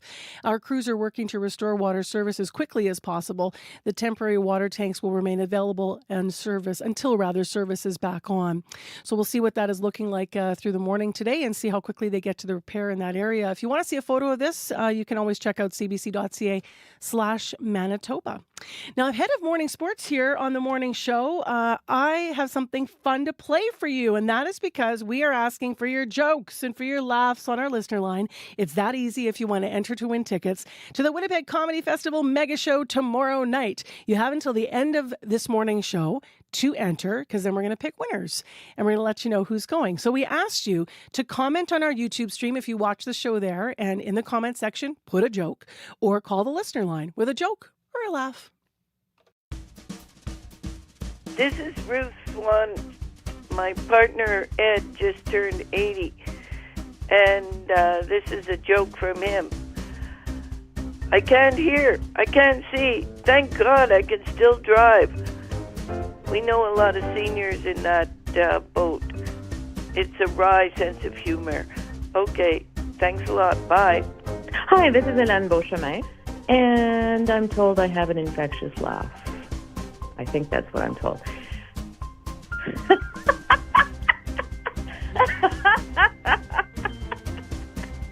Thanks. Bye for now. I love that. You do have an infectious laugh. And you know what's funny? When people sort of make themselves laugh and they're not actually just naturally laughing, sometimes it sounds fake. But you've got it down, Elaine. I love that. So you're both entered to win a comedy tickets to the Comedy Festival. It's that easy. Call us and laugh. If you got a big guffaw or an evil laugh or just an infectious laugh, whatever you got, 788-3205. We'll play more of your calls tomorrow. Or tell us a joke. We did get a joke here, another one coming in from someone watching our YouTube stream. So Ainsley King wrote in, here's her joke. I'll try to deliver it well. The police are looking for a suspect with one eye named Murphy. They don't know what the other eye's called. Our control room is kind of giving it a small, slow clap. So I like the joke myself. You are entered to win. It's just that easy. And as I mentioned, you have until the end of today. Tomorrow night, by the way, the two pairs of tickets we have to give away are to the Winnipeg Comedy Fest mega show called New to Town. So it's the Friday night gala show. It should be a really fun time if you're going out to the Comedy Festival. And you can check out their website for tickets and details as well. Also, special small congratulations, a bit of an aside before sports here, to Jim Agapito, who was on stage at the Comedy Festival last night. CBC's own. He's a reporter in our unit, of course. And Jim took up the challenge to try stand-up comedy for the first time. So we'll have to find out from him a little later today how it went. Right now in Winnipeg, it's mostly cloudy. It's 14 degrees after last night's rain and storm. Our high today is 25. Yeah, that's shorts and sandals weather for sure. Bring an umbrella, though. We do have a 30% chance we'll see showers rather this afternoon. And then up north, and through central Manitoba, we do have freezing rain expected, snow, and a blizzard warning, strangely enough, to contrast with the south over the next few days. It's going to be a very different province here, north and south. It is time for sports. Scott Reguer joins us now. Good morning. Should I share a sports joke? Yeah, you should share a just sports joke. Just because the weather's as good as it is. And this sort of harkens of the lady we just heard from with that the seniors joke. Okay. So it goes like this. I went fishing at the weekend and this guy was splashing about in the middle of the lake shouting, I can't swim, I can't swim. And I said, it's all right, buddy. And I pointed at the nearby sign saying, it says no swimming anyway. Bit like the driving joke we just heard. Yeah, totally like that. I love it. Love it. NHL playoffs. The world's top player continues to struggle, actually. Oh, man. Connor McDavid, Marcy, without a point again last night. And this time it came in a loss by his team, the Oilers. Anaheim's players seem to know what no one usually knows, and that's where's Connor going to pass the puck next. He passed it onto the sticks of the Ducks. Turnovers in 4 instances in the first couple of periods last night alone. So Edmonton fans, needless to say, are concerned and wondering what's going on. Is McDavid playing hurt? His knee did seem to buckle when he collided with a teammate in the second period last night. Is he fatigued? He did just spend a month carrying the load while star teammate Leon Draisaitl was out with an injury. And then there's the Olympics McDavid had on top of his regular NHL duties. His coach, Chris Knobloch, was asked what he thinks is behind his superstar's struggles. I think he's putting a lot of pressure on himself. He's a leader, and usually when we have success, he's a big part of that. And, there's stretches during the season that he hasn't been the best player. There's nights that he hasn't been outstanding. Doesn't happen very often. And, I'm certain that he's going to find his game. We shall see. The now tied series moves to Southern California tomorrow. Meanwhile, tonight, Marcy, we'll see whether Ottawa can get its first win against the Hurricanes after losing the first couple of games in Carolina. The nation's capital has been a hockey hotbed of late. Brianne Jenner of the Ottawa Charge scored in overtime last night to beat Boston, which means the final playoff spot in the PWHL will be determined on the final day of the regular season, which is Saturday, when Toronto goes into Ottawa. The Scepters needing to win in regulation if they're going to nip them or beat them. The wire? I don't know. You know what I'm saying. Get that final playoff spot. I know what you're saying. Raptors are fighting for their playoff lives too, eh? Yeah, they are. After losing the first couple of games in Cleveland, they are home tonight, where Toronto fans no doubt will be hoping for a rebound performance, so to speak, from Brandon Ingram. The team's leading scorer during the regular season with about 22 points a game. Ingram managed a measly 7 the last time out, his worst contest statistically as a Raptor. And Ingram was asked, Marcy, how he's been dealing with that performance. My teammates are always there for me, my coaches, my support team at home. But, you know, I like to sit in disappointment for a little bit. Give myself some gratitude, think about the things that went well, and then get back into the fight and continue fighting. Ingram saying he likes to sit in disappointment for a little bit. He is definitely a star who plays to the beat of his own drum. And speaking of drums, if you heard someone drumming away on their keyboard in that clip, it was a reporter hunting and pecking a little too close to Ingram's microphone.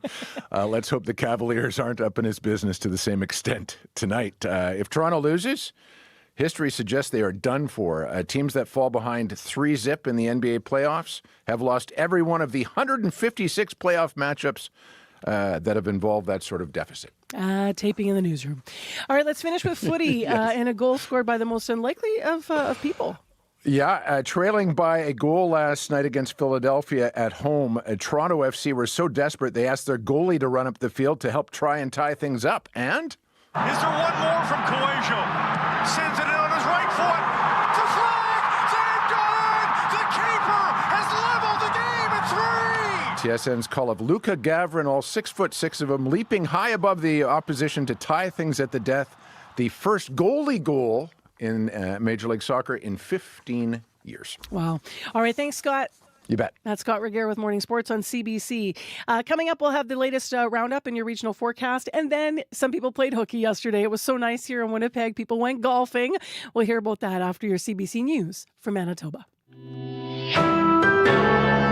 This is CBC News. Good morning. I'm Heather Wells in Winnipeg at 7:30. It is 14 degrees. It's the morning after the big thunderstorm and the big light show. We will see a mix of sun and clouds in Winnipeg today. A little bit on the humid side, a windy high of 25 with a chance of an afternoon thunderstorm. A big loss and disappointment is how the operation manager of Salisbury House describes the city's decision to nip in the bud a contract it had with 2 city golf courses. For 16 years, Salisbury House has operated mini restaurants at Windsor Park and Kildonan Park. Now, the city has awarded the contract to Aramark Canada, a multinational company whose parent company is based in the U.S. Sal's operations manager, David Patrician, says Sal's not only buys local beef and local produce, but also supports local brewers in their beer carts. It's not only the hot dogs and the burgers. We offered breakfast at these things and sandwiches, and we operated the 10th hole at these golf courses. And staffing wise, I mean, we've had staff that we have, one person that's been with us all 16 seasons and was looking forward to the 17th one. So. And Patrician wonders what's happened to the city's focus to buy local. City Councillor Jeff Berwadi tells CBC he's asking the CAO about the golf course food services contract and the possibility of council overturning it.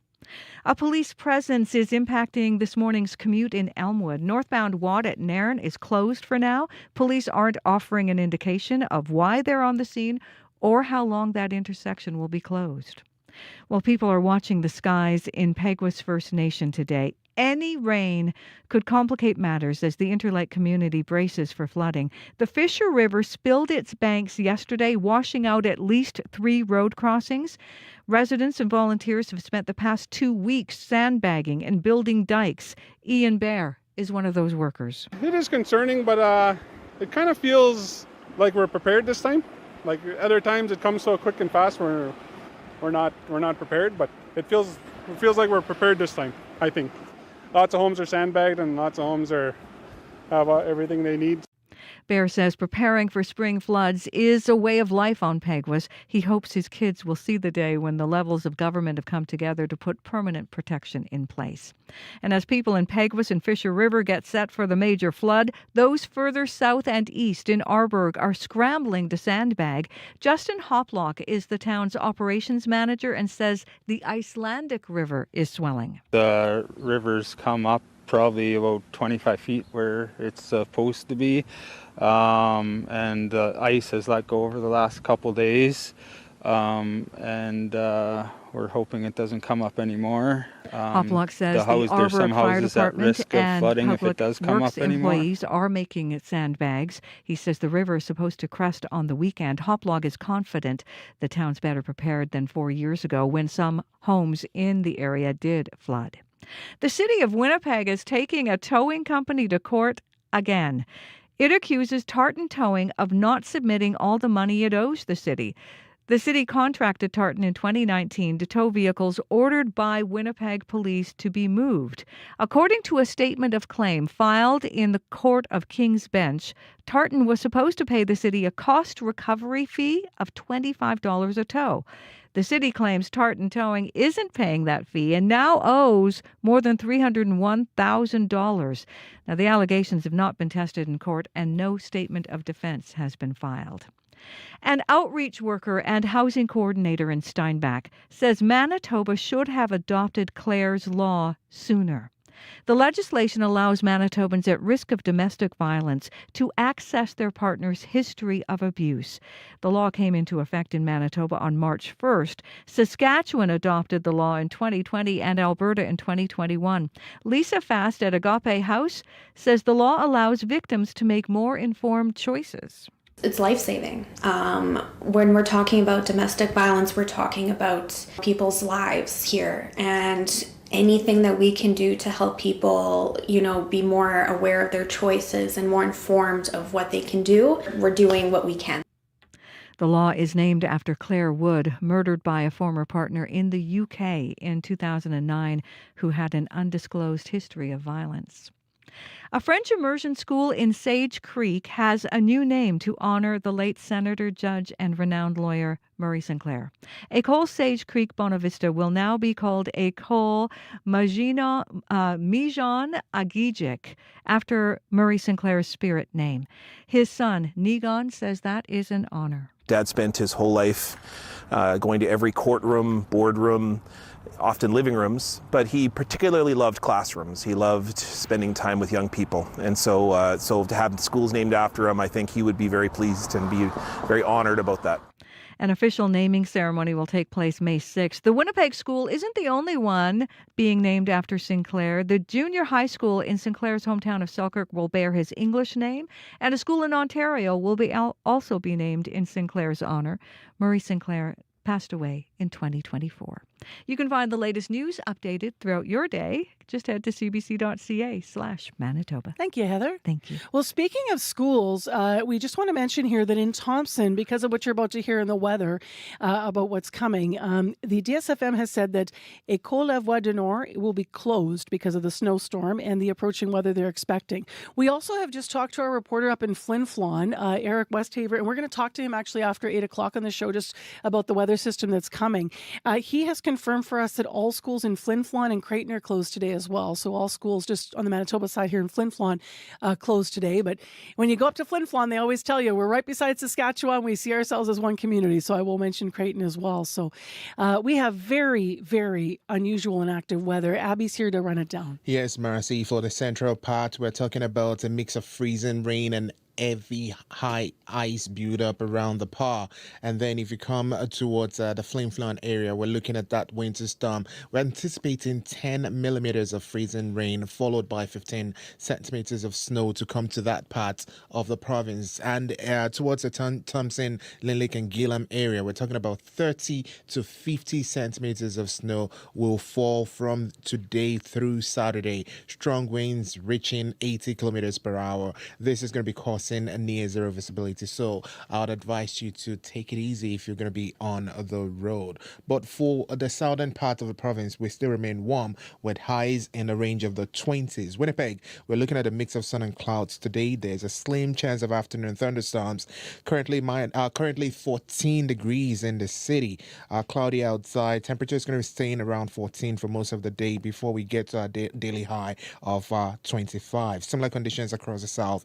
Up north, we're anticipating those dangerous storms, freezing rain and blizzards with temperatures between -1 and -12. We're tracking lights, freezing rain already for the Par, and we're seeing drifting snow around Thompson, Gillam, and Lynn Lake. And those regions are in the blizzard range. Snowfall amounts, we're looking at 10 centimeters coming down today again. All right, thanks, Abby. Thank you. Corey Funk, the commute. Yeah, all we know is that northbound Watt at Nairn, there's been police vehicles blocking off northbound Watt right there. You can still turn onto Nairn if that catches you off guard. There's a number of police vehicles. We've reached out to police, and they haven't given us any details of what the operation is that's happening there, but they did say it should clear up shortly. But last I heard, probably about half an hour ago, that they were still there. Would love to get an update on that if they are in fact still there.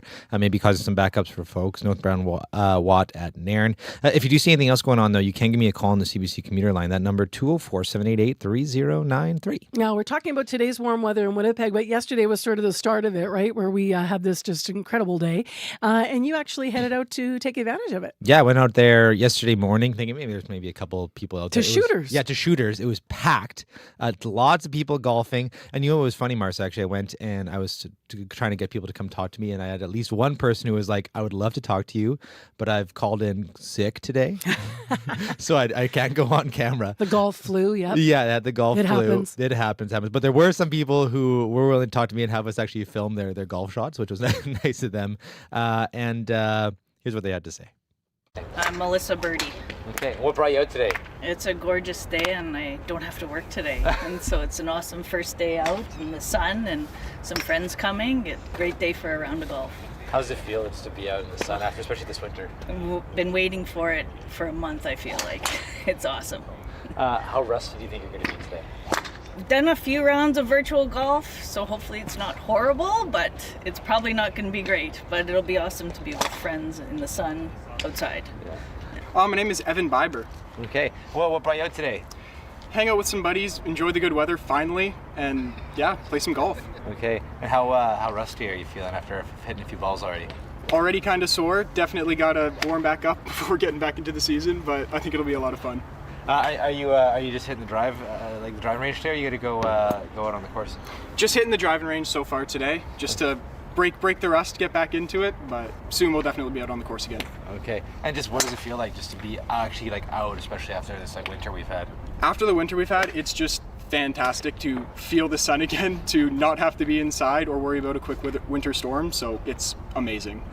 My name is Ray Mackey, and actually I've played here quite a few times before. Beautiful little course, and met some great guys. So I play with 3 other guys now that I've met here, and we meet every Tuesday morning. We just have a great time.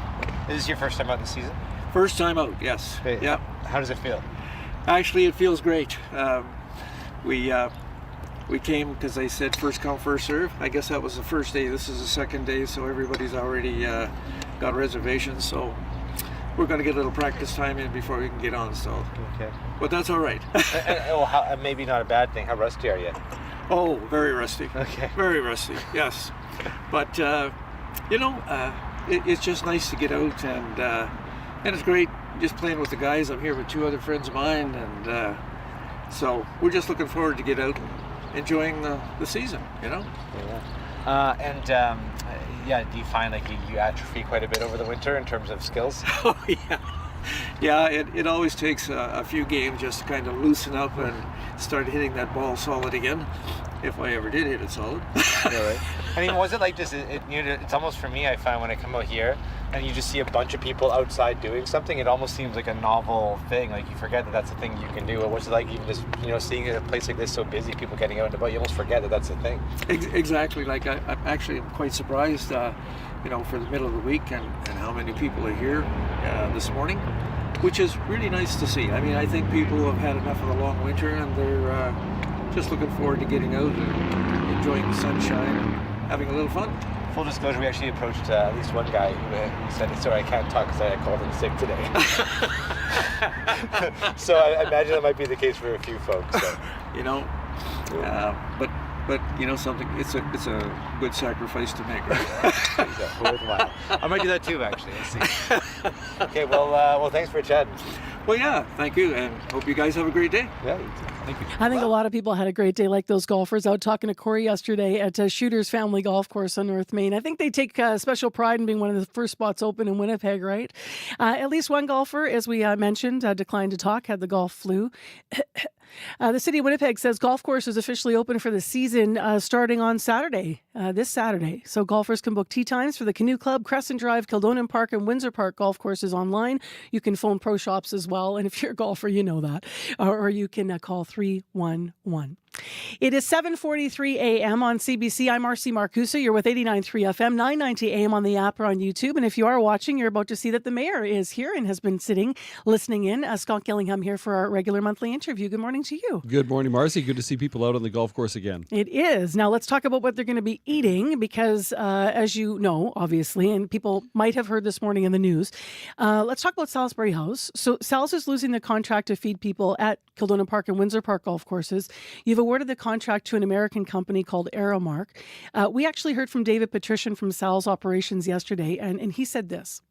If this would have been, another local Winnipeg, Manitoba company, I don't think we would have the biggest problem with that. I don't think the people would have as much problem with this. This is a multinational chain with, the headquarters in the United States. And of course, they're going to employ Canadian people and they're going to buy Canadian products. But, Salisbury House is uniquely Manitoban. We've been in business for 95 years.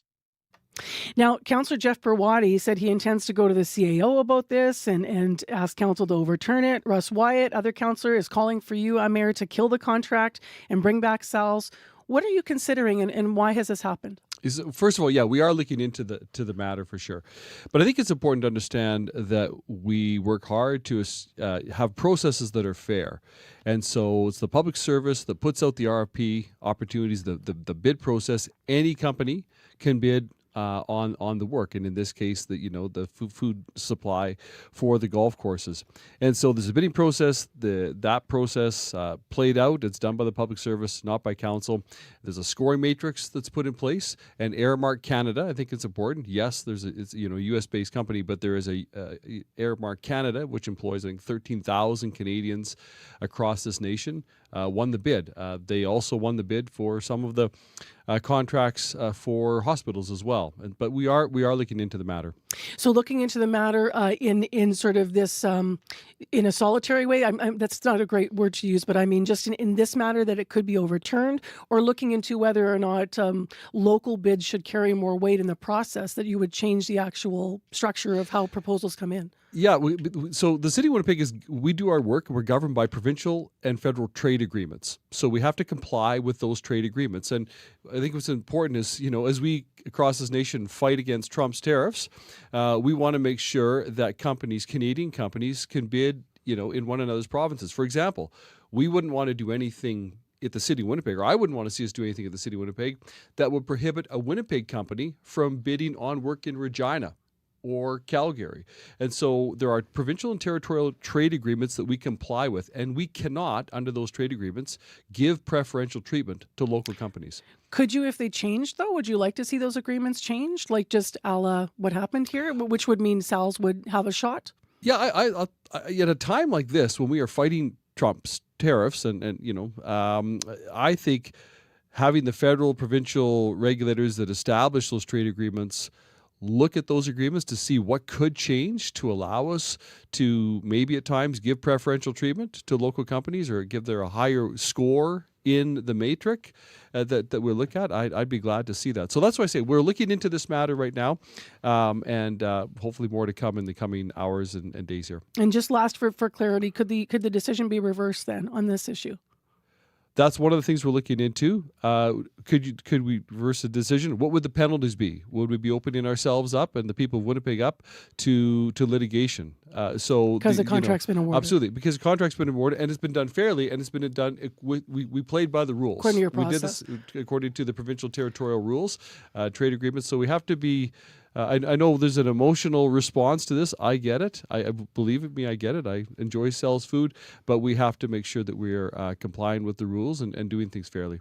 Mayor Scott Gillingham on CBC for our monthly interview. We go through a number of topics in the time we have with the mayor. Let's talk about Russ Wyatt. Earlier this week, you put forward a motion recommending council to rescind all of Councillor Wyatt's council appointments other than his seat and the East Kildonan Transcona Community Committee. You said that Wyatt is, quote, considered innocent until proven otherwise. You also said members of the public still expect members of council to act in a manner that provides them confidence as public. And you also added, finally, and this is important, quote, in most organizations, in a case like this, a member of the organization, an employee, would be on leave pending the outcome of the court proceedings, end quote. So as we know, he has said, Russ Wyatt, I'm innocent. I've done nothing wrong. I will have my day in court to prove that. Why are you putting forward that he shouldn't be at council in all the ways that he is right now? As I said, in many other positions of public trust, teachers, police officers, someone facing serious charges, and these are very, very serious charges, will be put on administrative leave. And so for city council to go on as if nothing has happened, I think would be a mistake. I believe the public expects council to act in a manner that instills trust and confidence in elected officials. And so this is something that we can do, is remove the councillor from those boards and committees where he sits with other members of the public.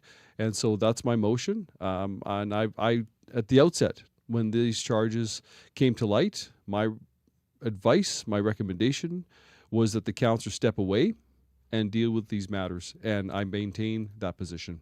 Someone else might listen to this and say, given what Russ Wyatt has said, and as we know, he is innocent until proven guilty. So he has said, I've done nothing wrong. I will have my day in court, that you should back the councillor and have him sit there. Does this then put a question of trust? Like, is this something that you would do with anyone? Should this be a rule that if someone is facing charges, like, how have you, I guess, drawn the distinction that he could still, should still have his council seat and be on the community committee, but nothing else? Why have you framed it that way? In my time on council, to my recollection, no other councillor has faced these kind of charges. So there's been no other case in my time on council that we've had to react to. I think that what we need to do in the future as a council is have a very serious look at the policies and procedures that we have in place for situations like this. And yes, the councillor will have the day in court. They're innocent. He's innocent until proven guilty. In the meantime, there are measures that council can take. This is very, very serious. And so I maintain my position that we as a council have the ability to, in essence, sanction one another. I think the public expects us to act with integrity, and this is what I'm calling for. And just, I probably should have stated this at the beginning. I'm taking for granted that most listeners probably have been following this story about the city councillor, but he has been is facing charges of sexual assault and administering a noxious drug. So you can read more, of course, of the story on our website of what we've been following with Russ Wyatt. Let's go to another story here in a development that has happened at City Hall about managed encampments. So this came forward, a managed encampment site for people who are living houseless that would be staffed around the clock with other resources. This was an idea put forward. That idea has been rejected by the city to have a permanent spot. Where does this go from here, and why was it rejected? It was rejected. I won't speak for my colleagues. The reason I rejected it was that the costs were too high, the resources too intense.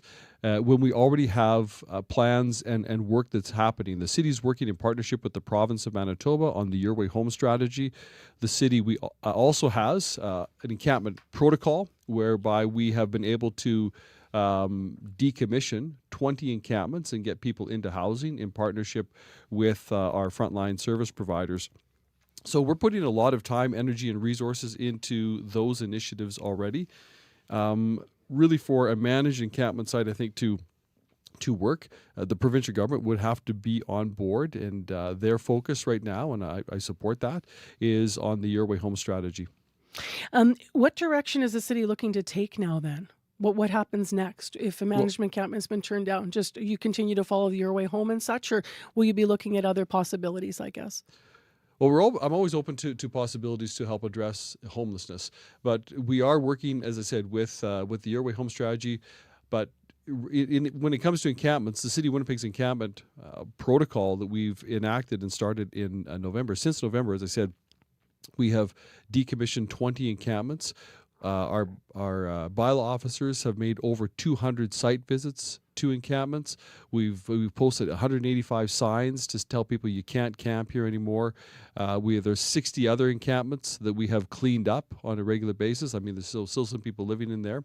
But what we did in the fall is we said there are certain sites or certain locations in the city of Winnipeg, parks, playgrounds, near bridges, rail yards, where you rail can't lines, set up. where you cannot set up. So you'll continue with that as the weather gets warmer. But the goal, really, Marcy, and we've said it consistently, and excuse me, no matter the group and their philosophy on homelessness, I think everybody comes to the same position. We need more housing. We need to get more housing built. Now, in the last few years, the City of Winnipeg, we have approved and we've gotten built through partners 2,600 affordable units of housing, some of those deeply affordable. So part of the work that we do as the City of Winnipeg is do all we can to help developers, large and small, get their housing built. And we have been on record pace for getting housing built in the City of Winnipeg, and we'll continue with that focus. We have actually, talking about the province, we have a clip to play from you from Premier Wab Kinew when he was here. We had asked him about the North End sewage treatment plant and the funding. I know the budget came out. You said you were looking for promises. The Premier contends the money was there, but yet not the money. It's not clear the money is there for the next phase. And we looked through the budget, by the way, multiple journalists to try to find the numbers. The city does get $100 million for special infrastructure, and around $30 million, we understand, is earmarked for the plant. But this sort of speaks to the work already being done. But this has to do with the Premier. The Premier talking about how the city manages money. Here's what he said. The money is in the special infrastructure basket funding. So there's a general line that's about $100 million for special infrastructure basket for the City of Winnipeg. That's where all the money for the North End Water Pollution Control Center future phases is residing. And then the previous money is in the debt. This thing is already massively over budget. I would like the city to control costs a whole heck of a lot better. This is taxpayer money we're talking about. So I'm not trying to start a fight here, but what's your reaction on him weighing in on how you control costs and use your budget? First of all, let me say I believe, and I take the Premier at his word, that we're going to get there. We're going to get to, I believe the Premier and the province are committed to funding the third phase. I don't doubt that. It's just we've got to work on the details of this and the confirmation. The best way to control costs on the North End plant is to get confirmation of funding by the provincial and federal governments. This project was first talked about over 20 years ago. At the time, Marcy, the cost was under $1 billion, $798 million. Today, it's at $3.1 billion. The reason it's there is because the reason it's at $3 billion is because provincial, federal, and even at that time the city didn't build the North End plant. So the best way to mitigate cost is to cost increases is to get the funding in place. Now, since 2006, 20 years ago when this first started, we have seen costs of all projects, all provincial projects, hospitals, schools have also increased. Is that because your way of saying construction it's inflation. unfair for him to insult how you're like managing your budgeting? Because when you look at all the costs that have gone up, you don't have a consistent funding from the province to help you? Federal costs, federal buildings, provincial buildings, anything any government is building, anything the private sector is building has increased substantially in 20 years. And so what I think is important to point out too is that the City of Winnipeg is open and transparent in our reporting on our project costs and project status, unlike any other level of government. Just this week, at our Executive Policy Committee meeting, we had our monthly update on phases 1 and 2 of the North End Plant project, the status of those projects. You, as a member of the public, you could actually come down to City Hall and watch this. You can actually zoom in and watch this online. We have regular reporting. We have an open, if you go to the city's website, we have an open capital data dashboard that shows every City of Winnipeg capital project, its status, its costs. The feds don't do that. The province doesn't do that. I wish the senior levels of government would be that open and transparent with their projects and their costs. Well, we'll see what money flows for that. Our time went fast today. Thank you for being here. Thank you. That is the Mayor of the City of Winnipeg, Scott Gillingham, in our monthly interview. It is 3 minutes to 8 o'clock on 89.3 FM, 990 AM on that app and on YouTube. Couple of things to get to before our news headlines. First of all, after 8 o'clock, we will check in with our Flin Flon reporter. There's no school there today because of the storm systems that are coming. Parts of Manitoba are facing the possibility of 20 to 30 centimeters of snow. There's a blizzard warning, and so we're going to take you up to Flin Flon after 8. Also, a follow on a story we had on yesterday. What place does artificial intelligence have, if any, in journalism? We're going to talk to a longtime journalist, author, and educator who's going to give us his thoughts on the AI-generated news website, Boring News. We had an interview about it yesterday, and we're going to have a follow-up to that coming up after 8. We have also closed the École La Voix du Nord in Thompson today because of the snowstorm, so that's just a single school closed according to the DSFM. It's 14 degrees and cloudy in Winnipeg. Here, we're expecting a hot high of 25. We could see a thunderstorm this afternoon, just like last night. 30% chance. Here's Heather Wells in our headlines. The City of Winnipeg is taking a towing company to court, accusing Tartan Towing of not submitting all the money it owes the city. People bracing for rising water in Peguis First Nation. The Fisher River spilled its banks yesterday, washing out at least 3 road crossings. In Arborg, people are scrambling to sandbag there as the Icelandic River is swelling. More Manitoba News at 8:30.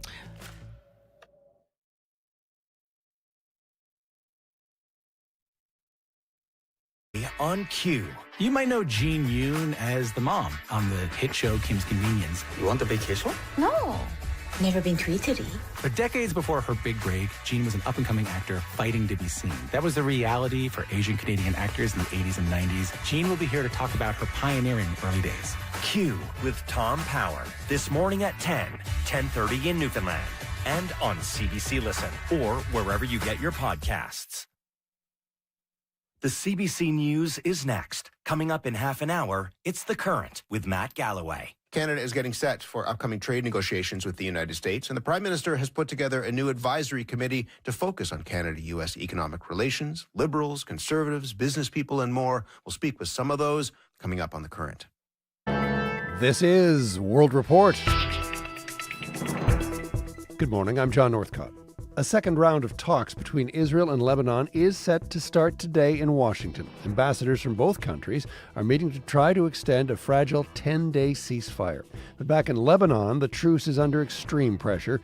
Local health authorities say an Israeli strike killed a journalist yesterday, an act Lebanon's prime minister is calling a war crime. The CBC's Chris Brown has more from Beirut. Colleagues of journalist Amal Khalil with the Al Akbar news outlet compiled a video tribute to her hours after her body was pulled out of the rubble of a building in South Lebanon. 2 vehicles were reportedly traveling through the Israeli-occupied south. An Israeli missile hit the first car, killing 2 men. Khalil and her photojournalist colleague Zainab Faraj fled into a nearby building. The Lebanese Red Cross claims Israel's military then attacked the building and the Red Cross team that arrived to help. The IDF claims it was targeting terrorists. The building was used by Hezbollah, and it does not target journalists. The week-old ceasefire between Israel and Lebanon is now extremely precarious as Israeli forces and Hezbollah militants continue to attack each other inside the occupied area. The ceasefire is also splitting Lebanese society. CBC News attended a mass funeral for Hezbollah militants where Shia clerics denounced the upcoming talks today between Lebanon's government and Israel in Washington. Lebanon's president is trying to diminish Hezbollah's influence and, as a start, wants Israel to immediately stop destroying homes and villages it occupies, something Israel is refusing to do. Chris Brown, CBC News, Beirut.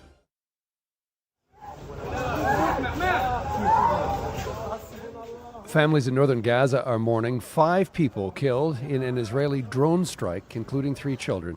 That's according to the Gaza's health ministry. Witnesses say the group was targeted while walking near a local mosque. The bodies were taken to the region's main medical center, where doctors were also treating several people wounded in the blast. The Israeli military has not yet commented on the attack. Health officials say more than 780 people have been killed in Gaza since a fragile ceasefire was reached 6 months ago. The U.S. military says it's seized a second tanker suspected of carrying Iranian oil, the second time it's done so in 3 days. Meanwhile, as the U.S. blockade of the Strait of Hormuz continues, the head of the Navy has been fired. In a brief statement, the Pentagon says Navy Secretary John Phelan has been removed from office effective immediately. Willie Lowry is in our Washington bureau.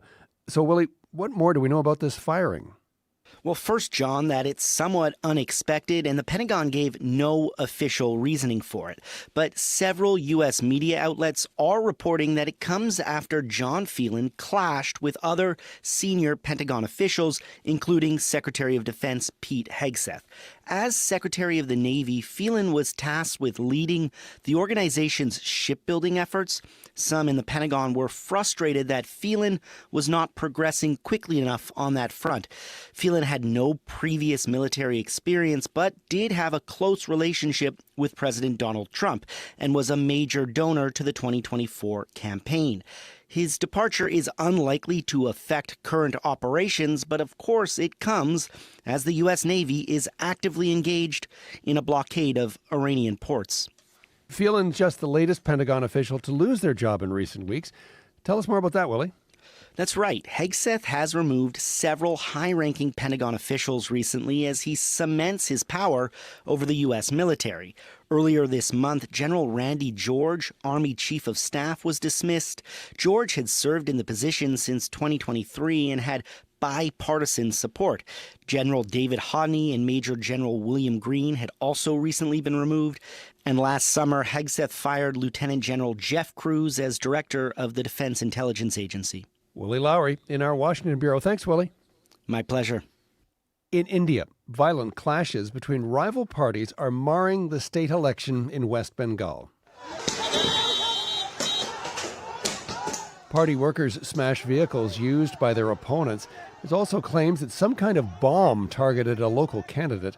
The vote is being closely watched after millions of names were removed from voters' lists. Muslim groups say that they're being disenfranchised. India's election commission says the move only removes duplicate, deceased, and ineligible voters. West Bengal is one of the few large states not governed by Prime Minister Narendra Modi's ruling party. A hospital in Halifax has been criticized for allegedly discharging a mental health patient prematurely. The teenager's family says he was sent to a homeless shelter with no follow-up plan.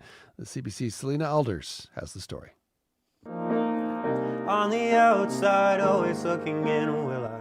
Jeremiah Dixon often uses music to distract himself from how he's feeling. But on April 13th, that escape didn't work. He attempted to end his life. I was just kind of in like a really negative headspace. And there's like a lot of dark thoughts that were like running through my mind and kind of, in a way, yelling at me. The 19-year-old was taken to the Halifax infirmary by ambulance. He was assessed and treated, but less than 12 hours later, discharged, then sent in a taxi to a local homeless shelter. His father, Dave, says he doesn't understand. For Jeremiah, it seemed very much a situation of we just want to clear the bed and that seemed to be the highest and only priority. His son has fetal alcohol spectrum disorder and struggles to manage his impulses and behavior. The Dixons say they needed more time to ensure their home was safe. That wasn't enough to convince hospital staff to keep Jeremiah. And they just sent me off with some snacks and a ride to the shelter. A spokesperson for Nova Scotia Health would not comment on this case. They said not all mental health crises require hospitalization, but it comes after years of public outcry in Nova Scotia about an entire healthcare system in crisis. Selena Alders, CBC News, Halifax. Canada is a step closer to getting its first university in the Canadian Arctic. It will be Inuit-led and will be located in Nunavut. Tonight, that community is planning to celebrate, and the CBC's Juanita Taylor is there. 4 years from now, 2030, that the doors open and classes start. Algvet Mayor Joseph Gadak Jr. looks out at the future site of Inuit Nunangat University next to the frozen shore of Hudson Bay. The hamlet has been selected for the main campus by Inuit Tapari Kanatami, the national Inuit organization spearheading the project. We knew we had a very strong proposal to be selected due to our cultural, language, heritage, everything that is still very alive here in Algvet. Once built, this will be the first university in Canada's Arctic, led by Inuit. Inuit Nunangat is the homeland of Inuit in Canada. Right now, those who want to attend university must leave their communities and families and travel thousands of kilometers south. Soon, they will be able to stay closer to home. Leaders have been long calling for an institution like Inuit Nunangat University, including Canada's Governor-General Mary Simon at the United Nations Permanent Forum on Indigenous Issues. It will be Canada's first university rooted in Inuit culture and language. These are major steps forward. The timeline to build is fast. ITK hopes to have the first cohort of students in 2030. Tonight, Algveamut, along with Inuit leaders, will be celebrating this community, becoming the home of Inuit Nunangat University. Juanita Taylor, CBC News, Algvet, Nunavut. The European Union is threatening to stop funding the Venice Biennale. It sent a letter to the International Arts Festival, due to begin in May, saying its €2 million grant is in jeopardy because Russia is being allowed to open a pavilion at this year's event. Russian artists and institutions have been excluded from the festival since 2022. An EU spokesperson says the Biennale has 30 days to respond. Well, you've heard of K-pop. Well, how about P-pop?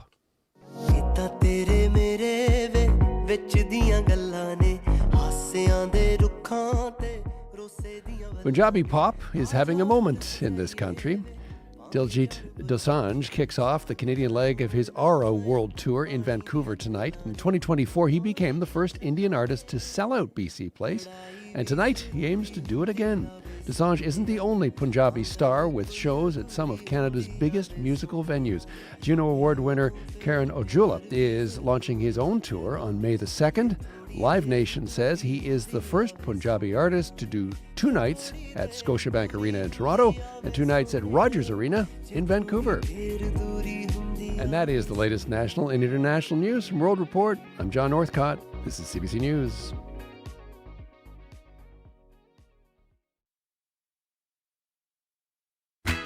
Good morning, everyone. It is 8:10 a.m. on 89.3 FM, 990 a.m. on the app and YouTube.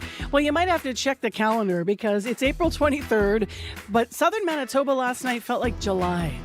A hot night with a thunderstorm type of thing, and then today we have a blizzard warning in parts of the north.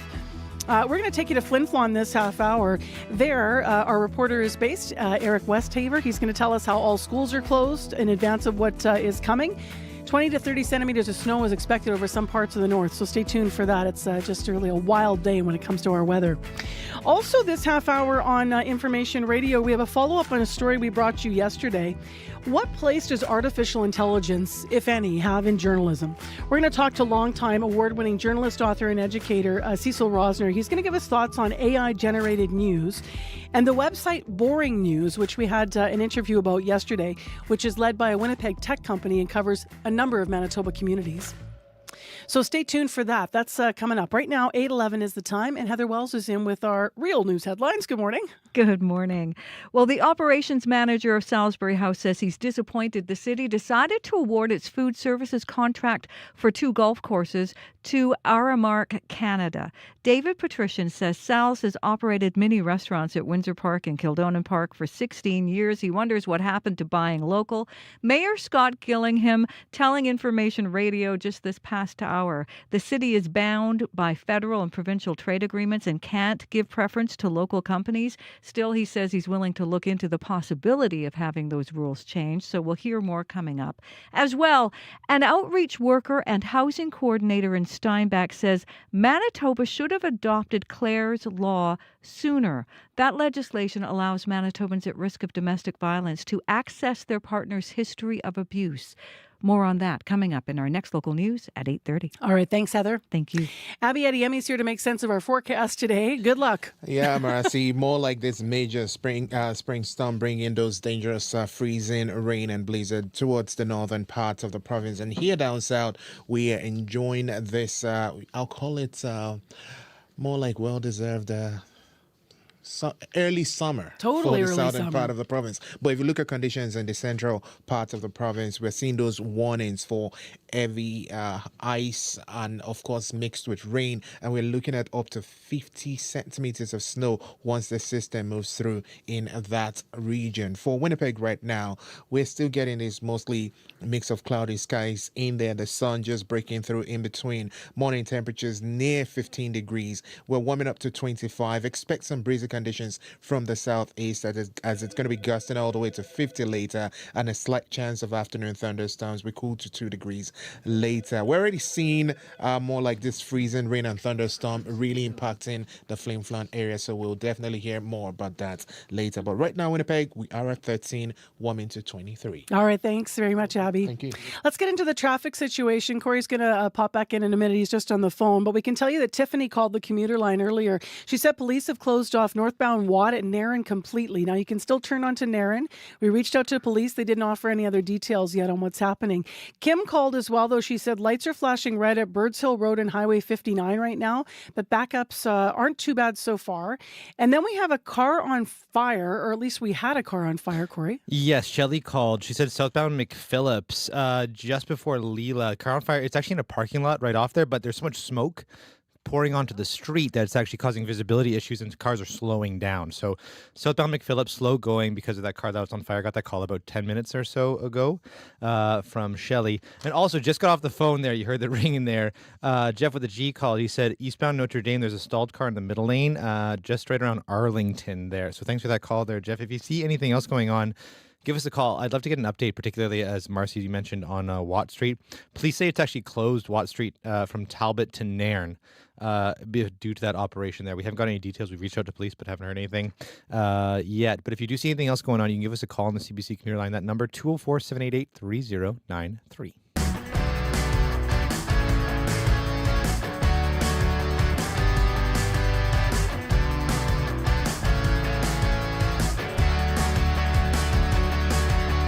Well, as I alluded to yesterday on the show, we were talking about an AI-generated news site called Boring News. It covers communities across Canada, including many in Manitoba, and hundreds of articles are churned out daily on the site by an artificial intelligence called Borealis.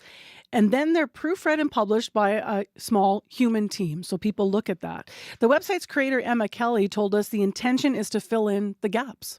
We've seen so many small local news outlets just close with very little to replace that. So we want to use technology to help people's lives be better. We created the Boring News to fill in that gap because we believe every local community has the right to news. However, Kelly also says that AI, she admits, isn't always accurate. Even though that small team of human editors try to catch mistakes, they don't catch them all. Also, all of the images on the site are AI generated. Now, there's a big stamp that says AI right on the image, but they are not, in fact, real images. Cecil Rosner is a managing editor at Investigative Journalism Foundation and former managing editor here at CBC Manitoba. He says sites like Boring News are misleading, dangerous, and can erode public trust in all news. And we thought it would be interesting to have a conversation with him, especially this morning as you're looking through your feeds. Hi, Cecil. Hi, Marcy. How are you? I'm well. So you have concerns about this. Tell me your take on boring news. Have you ever seen anything like this, first of all? Yes. These sites are springing up across Canada, across North America, and other places. At the Investigative Journalism Foundation, we did a story recently about a site like this in Surrey, BC, that also prints highly misleading information culled from AI. So it's a trend, and I think it's a really disturbing trend. The Boring News website, as I mentioned, is upfront about the fact that it's AI generated, it can make mistakes, but Emma was leaning in saying a human looks at this. So what's at the heart of the concern? Well, there's two things I think I want to mention. The Free Press did a pretty good expose of what was going on. And from my understanding, it was only after that report that this site started putting disclaimers on site, and then on their site, and they started deleting some of the very problematic content. So I think that's the first point that needs to be made. My fundamental problem here is this site calls itself a news site. It is not a news site. It's a perversion of the word news, in my opinion. At best, I think you can say it's a rehash of some announcements that it's culled from the internet. There's no critical thinking that goes into looking at what it's printing. It simply finds a press release from the police or from the city or from some other source, and it uncritically posts that. That's not news, in my opinion. And then I really think the most problematic thing that I've seen are the photos that they used. Yes, they now stamp them as AI, but they clearly mislead. They make things up. And to say that that's news is, I think it endangers legitimate news sites. So I really think there's a problem here. I'm curious, for the creators of Boring News, could an AI mistake lead them to face like a lawsuit, even though are they protected by the fact that it's stamped AI generated, for example? Anyone is entitled to file a lawsuit if they feel that their reputation has been damaged or if there is something incorrect about them, an individual or a company. So no, that's certainly not any kind of protection. But, have a look. I was looking this morning at the Thompson News. That's one of their sites. If you look at some of the photos, they've border on the absurd in some cases. So they take actual events, they take some press releases from the RCMP and the police, for instance, and then they get AI, I suppose, to create a photo that bears no resemblance to the reality. If you try to read the print, I invite listeners to go onto the Thompson News, their site. I don't want to really promote their site, but have a look at how absurd some of the photos accompanying these stories are. And I don't know, when you read the About Us section on this site, they say, we are your reliable source of news in Thompson. No, they're not. Not if they publish photos like that. It's interesting because you said this could also contribute to eroding trust in legitimate news sites.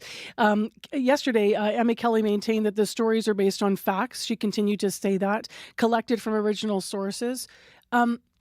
She also, though, was citing different types of stories, Cecil. So she was saying, we would post that they need employees at a store in Garden Hill. And she was seemingly posting things that may be more community billboard minded. Does the content make a difference, or is this the fact that they're, as you said, promoted as a news site? So despite what they're going to have up there, they're not living up to that in your view? Well, you mentioned Garden Hill. I looked at their Garden Hill news site. One of their stories was pulled from somebody's Facebook post. Real journalists look at material like that. We look at press releases, we look at Facebook posts as a starting point for our journalism. We don't just publish everything we see in a press release. I wrote a book a couple of years ago warning about the dangers of uncritically posting anybody's press release. Or to create a story out of a Facebook post without doing further verification is not responsible journalism. So I find that to be very, very problematic. You were saying in an earlier report, you were trying to contact the police to get further details. Yes, that's what journalists do. That doesn't seem to be happening here. And I have to point out that in their own words, the people who are running this site say that they don't always verify the content that they post. They say that. I'm not saying that. They themselves say that. Responsible journalists don't make statements like that. We try to verify what we produce. We try to fact check what we produce. And it's extremely problematic to say that we don't even get around to verifying everything that we post. Is there a place for AI in journalism? And if so, where is it, in your view? There is a place.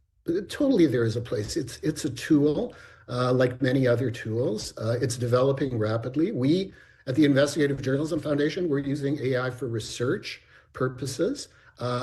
If you have 30 or 40,000 documents and you need to try to analyze what's in them, there are AI tools that can help you do that. But it's always then important to double check what AI is telling you, to go to the original sources, to verify and fact check those sources. So yes, there's absolutely a role for AI in journalism. Not in the way you're seeing on these particular sites, though, in my view. And just last, Cecil, obviously you and I are speaking as journalists, but for people listening here, they might be thinking, well, what's the real harm? Like, to take it out of sort of the industry context and to look at what the harm could be to the person who's consuming that at home, looking in their feeds. What do you hope they understand about the concern? I hope they understand. I think people, look, there's a lot of trust that's been eroded in journalism over the last few years. Everyone knows that the term fake news is bandied about a lot.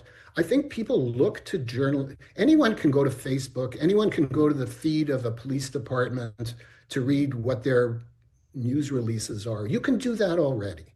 But what we need journalists for, what the public needs journalists for, is to make sense of all of that, to figure out what's true and what isn't true, and to put things into proper context. That's what I want the public to think about when they think about, here's what a journalist can do for me. What we're seeing here is not doing that. Thank you so much for your time via Zoom. Appreciate it. Thanks, Marcy. That is Cecil Rosner with us live on CBC, managing editor at Investigative Journalism Foundation, and of course, also former managing editor here at CBC Manitoba. The puck may have dropped on the playoffs, but the news doesn't stop for hockey. I'm Brittany Greenslade, host of CBC Winnipeg News at 6. To get your local news, stream CBC Winnipeg News at 6, 24/7 on CBC Gem, the CBC News app, and selected streaming platforms. CBC Winnipeg News at 6, your local news on your favorite streaming device. 8:24 a.m. is the time right now. Just a small traffic note in Winnipeg. Northbound Watt at Nairn is now open. So we just had a caller say that. The curb lane is still blocked by a police car, but for the most part, northbound Watt at Nairn, you'll be able to go through.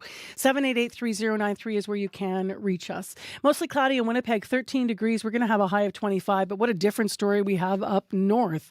There is an orange level warning for a winter storm for Flin Flon, and that is where our new Flin Flon reporter, well, he's been reporting on Flin Flon for years, but now he works for us at CBC. Eric Westhaver is standing. Where are you? What's that background behind you? Hi, I'm standing in front of the local high school here, Hapnock Collegiate. It is one of several schools in the north, but particularly here locally, that have been closed for the day because of this weather. Personally, I could say that hearing that you guys are going to have a high in the 20s today, I'm happy for you, but there's pangs of jealousy a little bit. I'm not going to lie. No doubt. For those that aren't watching on YouTube and seeing Eric stand up there in Flin Flon this morning, you guys, it's completely white out there. It looks like, thank you for being outside. You're squinting against the snow. All schools are closed. How much did you guys get overnight? Like, what's it like there right now weather-wise? So right now, weather-wise, it's actually better than the forecast yesterday called for. I took a good long gander at that and said that at some point before this morning, we were expected to get between 5 to 10 centimeters of snow. We haven't gotten that. That's the good news. The bad news is that we have been getting and continue to get sleet and freezing rain. You could probably, if you're watching on YouTube, you could probably see it. It's pelting me in the face at the moment. Feels great. It is less than the 5 to 10 centimeters of snow than we expected. That's the good news. The bad news is that it's made everything very slippery and treacherous. If you have somewhere that you need to be today, first of all, go about it very, very carefully. And second of all, good luck scraping all the ice and snow off of your car. It is not fun. I can attest to that. You are a real trooper. We have to get you a CBC balaclava or something. You're not even wearing a toque, Eric. I actually have a toque in my pocket here. I figured I don't need it. It's not that cold, surprisingly enough. Well, you'll put it on after you put the camera down. I'm glad you're in good spirits about it. Can I ask you a question about flooding? Because, I mean, are people talking about the snow in the context of the wildfire season? You're obviously up in in Flin Flon. And, of course, Flin Flon, Denair Beach, you were so affected by wildfires last year. Are people kind of, even though it's kind of a drag to have the snow, are they welcoming this in the context of the fires? A bit, yes. There was a pretty good snowstorm that hit this area 2 weeks ago. And the common thread that I was hearing about from people talking about the weather, as people in small towns are wont to do, as you know, the common thread was two things. One, this sucks. And two, we probably need this. 1 day's worth of snow or freezing rain may not make a whole lot of difference in the long term, but it will help. And one of the big things that I've heard from people being worried about for this summer is moisture accumulation in the soil, because we've had a good amount of snow, but the trouble is that the ground's been frozen. Will that soil absorb that? Will that water, will that moisture, will that melt lead to healthy forests? Will that lead to healthy soil? And whether or not it will, only time will tell. But I certainly know that any sort of precipitation like this, it will help with that. Well, get in and get some coffee, Eric. Thank you so much for the update and for being outside up there in Flin Flon, where it continues to be sleety this morning. Thank you for having me. So that is CBC's Flin Flon, Manitoba reporter based in Flin Flon, Eric Westhaver. He's right. He's a little jealous of what's going on here down south because up north, very different situation. I can't think of a better word other than weird. We're actually going to look into this a little bit later in the day. It's not so much that it's warm south and it's, cold north, but I mean, when you have a blizzard warning in parts of the north and you have a thunderstorm last night in the south like we had with really active lightning, it really is strange. Our high today in Winnipeg, 25 degrees where Eric is. They are still expecting about 15 centimeters of snow through Flin Flon, Cranberry Portage, and Snow Lake. That blizzard warning extends across Thompson, Nelson House, and Split. 30 to 50 centimeters of snow expected in that part of Manitoba between now and Saturday. All right, Marjorie Dowhouse has just sat down to tell us what's coming up on the call-in portion of Radio Noon. Hello. Hi, Marcy. And we're actually going to be talking to Eric once again coming up in our call-in, because we're asking you, if you're up in northern Manitoba, we want you to call and describe to us what you're seeing out there, your stories. How has this weather impacted you? We've heard about school closures, travel advisories, everything up there. We know that for a lot of folks, as much as they'd like to move on to spring, this moisture, so important. So call in, and maybe you're someone here in the south who has a message for people up in the north. We want everyone to call in and have their say about the weather. Yes, we're talking about the weather. Eric will join us once again, so give us a call, text us after 12:30 on Radio Noon. Okay, we're taking jokes. While you're here, I'm going to see if you can be the audience for this. Okay. We're taking jokes because we're closing it right now. So you have a minute to enter. You can put a joke on our YouTube feed if you watch the show. Mm-hmm. You can call 788-3205. We have tickets to the Comedy Fest tomorrow night. So we had Mike Neufeld write in on our Facebook feed, what's blue and smells like yellow paint? Ooh, I'm stumped. Blue paint. Oh! There you go. I don't know if Marjorie really loved it or if she's just really good at laughing on cue. But I just think it's really cute. That totally went over my head. It went over my head too. I had to read it twice. I won't even lie. All right, Mike Neufeld, you're entered to win. And tomorrow we will announce on Information Radio who's going to the Comedy Festival mega show on Friday night. Right now, it's time for your news from Manitoba. This is CBC News. Good morning. I'm Heather Wells in Winnipeg. At 8:30, it is 13 degrees, mix of sun and clouds today. There is a risk we'll have a repeat of last night, chance of an afternoon thunderstorm, and a high today of 25.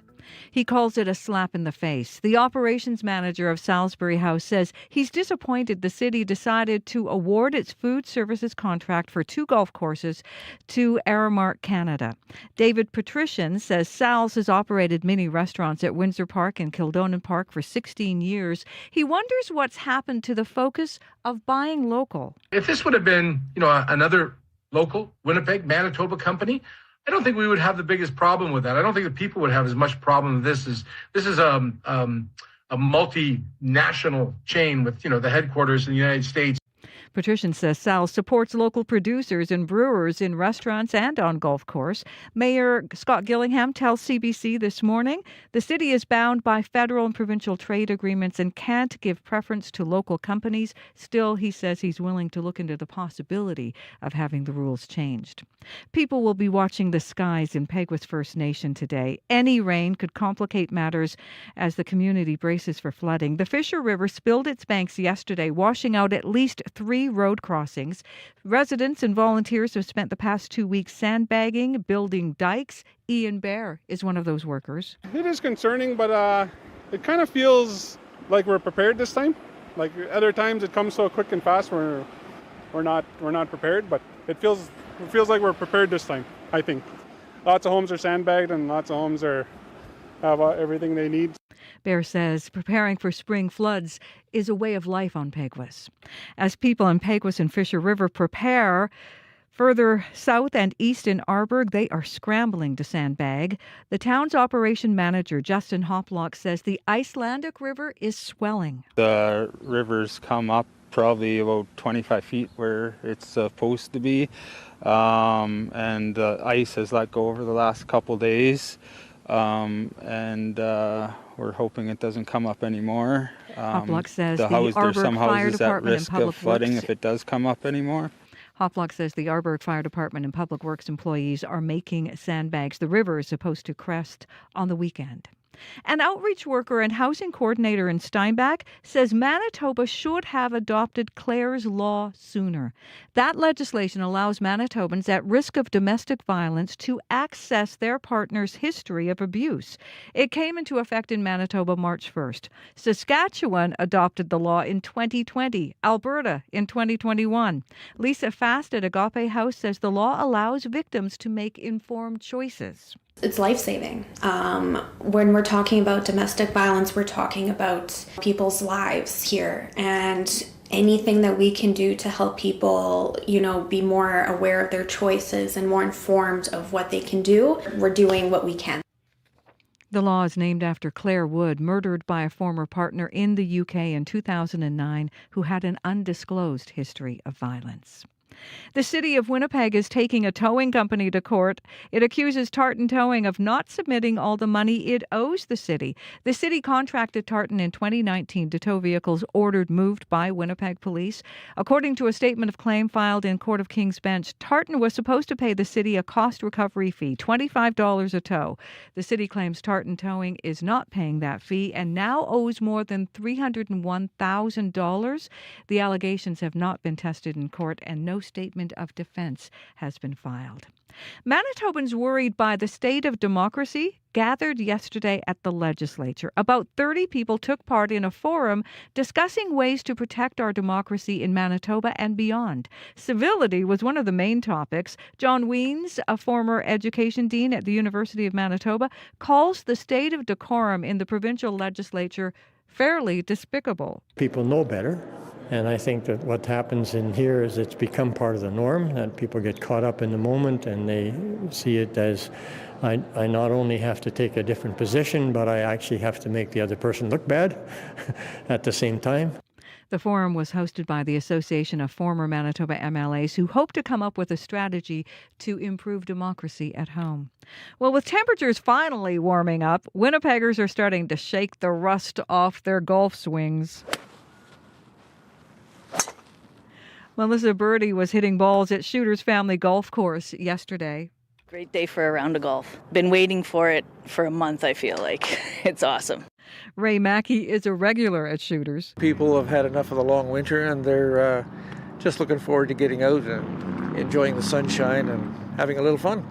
Winnipeg's 4 city-owned golf courses will open for the season starting Saturday. They're already booking tee times. You can find the latest news updated throughout your day. Just head to cbc.ca/Manitoba. Can we just have a moment for Melissa Birdie?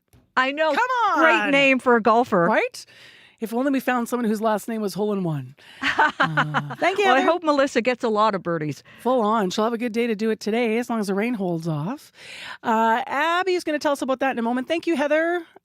We have jokes. Do you want a joke, Corey? Yeah, I love jokes. Okay, so this is it. This is it. You're all entered to enter the Comedy Festival contest closed. Da-da-da-da. So this is someone commenting on YouTube. Sorry, I said Facebook. You're entering on YouTube. You're watching the show. You're entering in comments. So Jan wrote in 2 jokes. One of them says, I think my pet goose might be depressed. He looks really down. I get it because like feathers are down. Yeah. feathers. This one, I think this one's better. Mm-hmm. Will Ryan Gosling just grow up already? Well, Yeah? Goose joke? 2 goose jokes in a row. Yeah, That's pretty Abby good. liked that one. Abby, weather, what do you got? Well, we're tracking the splits today. Powerful system really rolling through the province. Up north, we're seeing dangerous conditions. Full-blown blizzard up north, while down south, we'll still enjoy some warm conditions before it cools later tonight. All right, thanks, Abby. Corey. Car on fire southbound McPhillips in a parking lot. Really smoky, causing issues just before Layla, and lights are flashing Birds Hill Road at 59. All right, thanks everyone who contributed to the program today. Thank you for listening. Thanks to all of our guests. And take care. Talk to you again tomorrow on CBC.